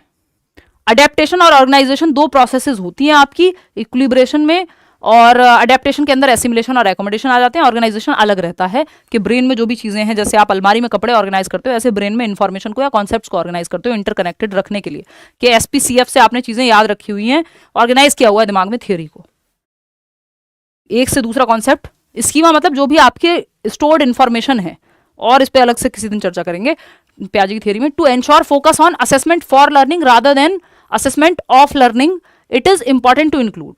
यानी अगर हम बात करते हैं कि सीखने के लिए आकलन के बजाय सीखने के लिए आकलन पे ध्यान केंद्रित करना है, फॉर लर्निंग यानी during teaching learning process, feedback के लिए सीखना। ऑफ लर्निंग तो सिंपल जजमेंट है एक तरह का, कितने % नंबर आए फाइनल एग्जाम में, वो ऑफ लर्निंग है। सेल्फ असेसमेंट फॉर लर्निंग का उदाहरण है, बिल्कुल स्वयं आकलन। पीयर असेसमेंट फॉर लर्निंग का उदाहरण है, एक्टिव है बच्चा। और क्वांटिटेटिव फीडबैक, हाँ हो सकता है। Comparisons between students on quantitative parameters, comparisons की बात मे बी ऑफ में ही करें हम, फॉर में तो बिल्कुल नहीं करेंगे, है ना, कि इतने % पास हुए नहीं हुए। तो आप फर्स्ट सेकंड और थर्ड, फर्स्ट और सेकंड का तो कहीं ऑप्शन ही नहीं है, थर्ड को हमें लेना ही पड़ेगा साथ में। क्वांटिटेटिव फीडबैक भी आ सकता है फॉर लर्निंग में, ऐसा नहीं है कि हम नहीं ले सकते हैं, क्वांटिटेटिव फीडबैक को ले सकते हैं। और पीयर और सेल्फ असेसमेंट तो आ ही जाएगा। Second option, first second third, आप लोग मैक्सिमम लोगों ने सही जवाब आई थिंक दिया है, मिस हो गया है आप लोग 73% लोगों ने सही दिया, तो ठीक ही है। क्वेश्चन नंबर 28 देखते हैं। मतलब a student is feeling very nervous and having high anxiety before the exam, his emotional state is likely to। यानी एक छात्र है जो परीक्षा से जस्ट पहले बहुत घबराया हुआ है, जैसे आप लोगों की हालत होती है, बट आप लोग नहीं घबराएंगे क्योंकि हम लोग बढ़िया से तैयारी करेंगे, आप कॉन्फिडेंट फील करेंगे, एक्साइटेड फील करेंगे। ठीक, एक छात्र परीक्षा से पहले बहुत घबराया हुआ है और उच्च स्तर की चिंता महसूस कर रहा है, एंग्जाइटी है बेसिकली। उसकी इस भावनात्मक स्थिति का प्रभाव क्या पड़ेगा? ये जो इमोशनल स्टेट है कि ही इज एंग्शियस और नर्वस महसूस कर रहा है, इसका क्या प्रभाव पड़ेगा? अगर आप पॉजिटिव इमोशंस फील करेंगे तो आप पॉजिटिवली, आपका दिमाग काम करेगा। कॉग्निशन और इमोशन जो है एक दूसरे को प्रभावित करते हैं, एक नंबर का टॉपिक है कि आप जैसा महसूस कर रहे हैं वो आपके दिमाग को भी प्रभावित करेगा। तो कॉज इंटरनल मोटिवेशन, नहीं भाई ये तो दिक्कत दे जाएगा, नर्वस है ना वो, तो नेगेटिव इमोशंस एक्सपीरियंस कर रहा है। Have no impact on his performance, ऐसा नहीं है कि प्रभाव नहीं पड़ेगा, फिर तो आप कह रहे हो कॉग्निशन है ही नहीं इंपॉर्टेंट, इमोशंस है ही नहीं इंपॉर्टेंट, ये तो होता नहीं ऐसा। तो इंप्रूव हिज परफॉर्मेंस, जी नहीं, negatively impact his performance in exam. जरूरत से ज्यादा अगर आप एंग्जाइटी या नर्वसनेस महसूस करेंगे तो जो आता होगा वो भी भूल जाएंगे। समझ रहे हो? एक नॉर्मल लेवल का एक बैलेंस्ड स्टेट तक करना ठीक है ना। और मेरे साथ तो ये पेपर में कई बार हुआ है आज तक कि अगर बहुत अच्छी तैयारी के बावजूद अगर आप वो एग्जाम फियर है या एंग्जाइटी है, तो आप परफॉर्म नहीं कर पाते हैं पेपर में फिर। तो वो बैलेंस में हो तो ठीक है, तो इससे नेगेटिवली इंपैक्ट करेगा ये बच्चे की परफॉर्मेंस को। थोड़ा बहुत प्रेशर तो सब पे ही होता है। क्वेश्चन नंबर 29 देखिएगा, विच of the following is a correctly matched pair of a source of motivation and the type of motivation. आपको टाइप ऑफ मोटिवेशन से स्रोत को जोड़ना है, यानी निम्नलिखित में से कौन सा प्रेरणा के स्रोत और प्रेरणा के प्रकार का सही उदाहरण है।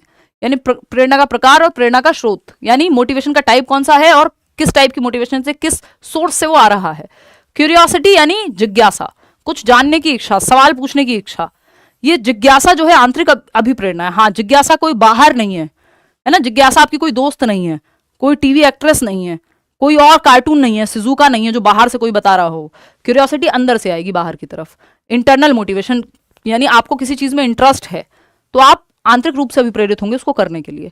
कोई रिवॉर्ड दे रहा हो आपको जरूरी नहीं है। गाना गा रहे हैं, आपको गाना गाना पसंद है, गाना सुनना पसंद है, कोई रिवॉर्ड दे रहा है आपको? नहीं, फिर भी गा रहे हैं। आप सिंगर हैं और गाना गा रहे हैं, आप कॉन्सर्ट में जा रहे हैं, पैसा मिलेगा, वो एक अलग कहानी है। इंट्रिंसिक मोटिवेशन जिज्ञासा से जुड़ी हुई है।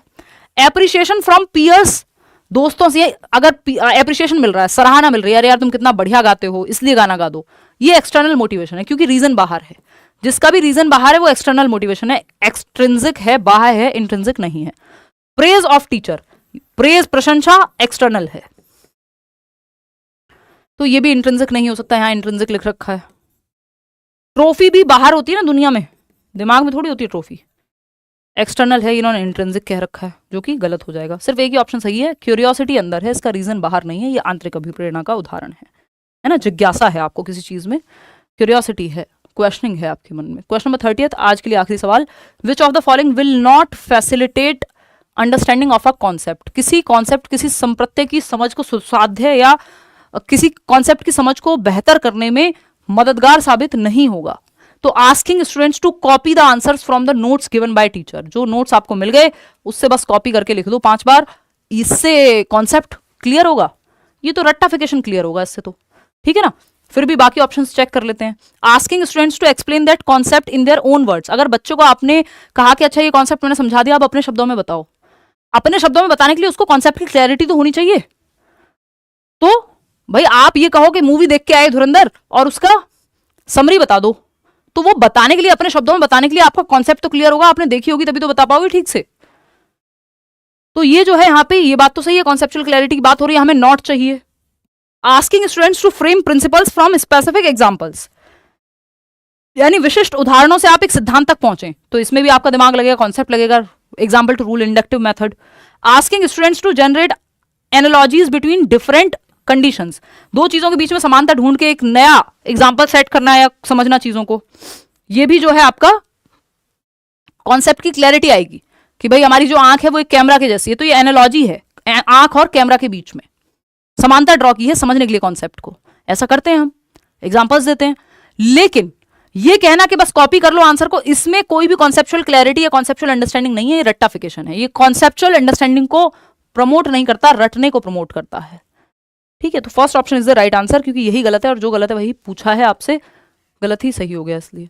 आउट ऑफ 30 क्वेश्चंस कितने आपने ठीक किए वो बता दीजिएगा, लाइक शेयर सब्सक्राइब ना किया हो वो आप कर लीजिएगा। इसका पीडीएफ हम आपको कल तक दे देंगे, पहले वाले सेशन का भी और इसका भी, फाइनल आंसर्स के साथ मार्क्ड। टेलीग्राम चैनल पे किसी भी फेक चैनल से आप मत जुड़िएगा।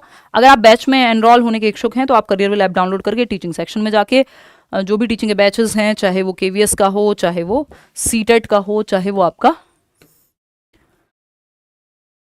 ये हमारे तो अब हो ही गया एग्जाम, कोई भी पेडागोजी स्पेशल हो, D2+B का हो, ठीक है, तो वो आप एनरोल कर सकते हैं। पेडागोजी स्पेशल में सिर्फ सीडीपी पढ़ते हैं हम डिटेल में। चलिए आज के लिए इतना ही। आउट ऑफ 30 कितने क्वेश्चंस ठीक हुए हैं वो आप कमेंट्स में बताएंगे, जो कि आप बता भी रहे हैं, कोई 27 बता रहा है। सवाल कैसे लगे वो आप बताना, धीरे धीरे जो है। हालांकि मैंने इसी तरह का लेवल रखा है कि मिक्स्ड क्वेश्चंस हैं, आसान भी मिलेंगे मुश्किल भी मिलेंगे, और अगर जिसको मुश्किल नहीं लग रहे हैं तो इससे मुश्किल फिर नहीं पूछे जाएंगे, ये मान लेना। क्योंकि जितने मुश्किल सवाल आते हैं, सारे पेपर में मुश्किल सवाल नहीं आते, 2-4 सवाल मुश्किल आते हैं, तो वो लेवल जो है बिल्कुल उसी तरह का मेंटेन है जैसा पेपर में पूछा जाता है, ठीक है। आउट ऑफ 30 कितने ठीक हुए वो आप बता दीजिएगा। आज के लिए इतना ही, थैंक यू सो मच। कल मेरी पूरी कोशिश है कि हम 9 बजे मिलें, 9 सवा 9 जल्दी कोशिश करूंगी कि क्लास शुरू कर दूं, तो लेट हो जाता है रात को उस टाइम तक। और हाँ, I am trying my level best कि मैं मैक्सिमम क्लास ले सकूं, एटलीस्ट हफ्ते में 3 दिन क्लास यूट्यूब पे हो पाए, है ना। चलिए अगले हफ्ते मैं घूमने भी जा रही हूँ, तो तब थोड़ी छुट्टियाँ होंगी। चलिए टेक केयर, बाय बाय, धन्यवाद, बाय। कमेंट्स में बता दीजिएगा कितने नंबर आए, और कहीं कोई डाउट हो तो वो भी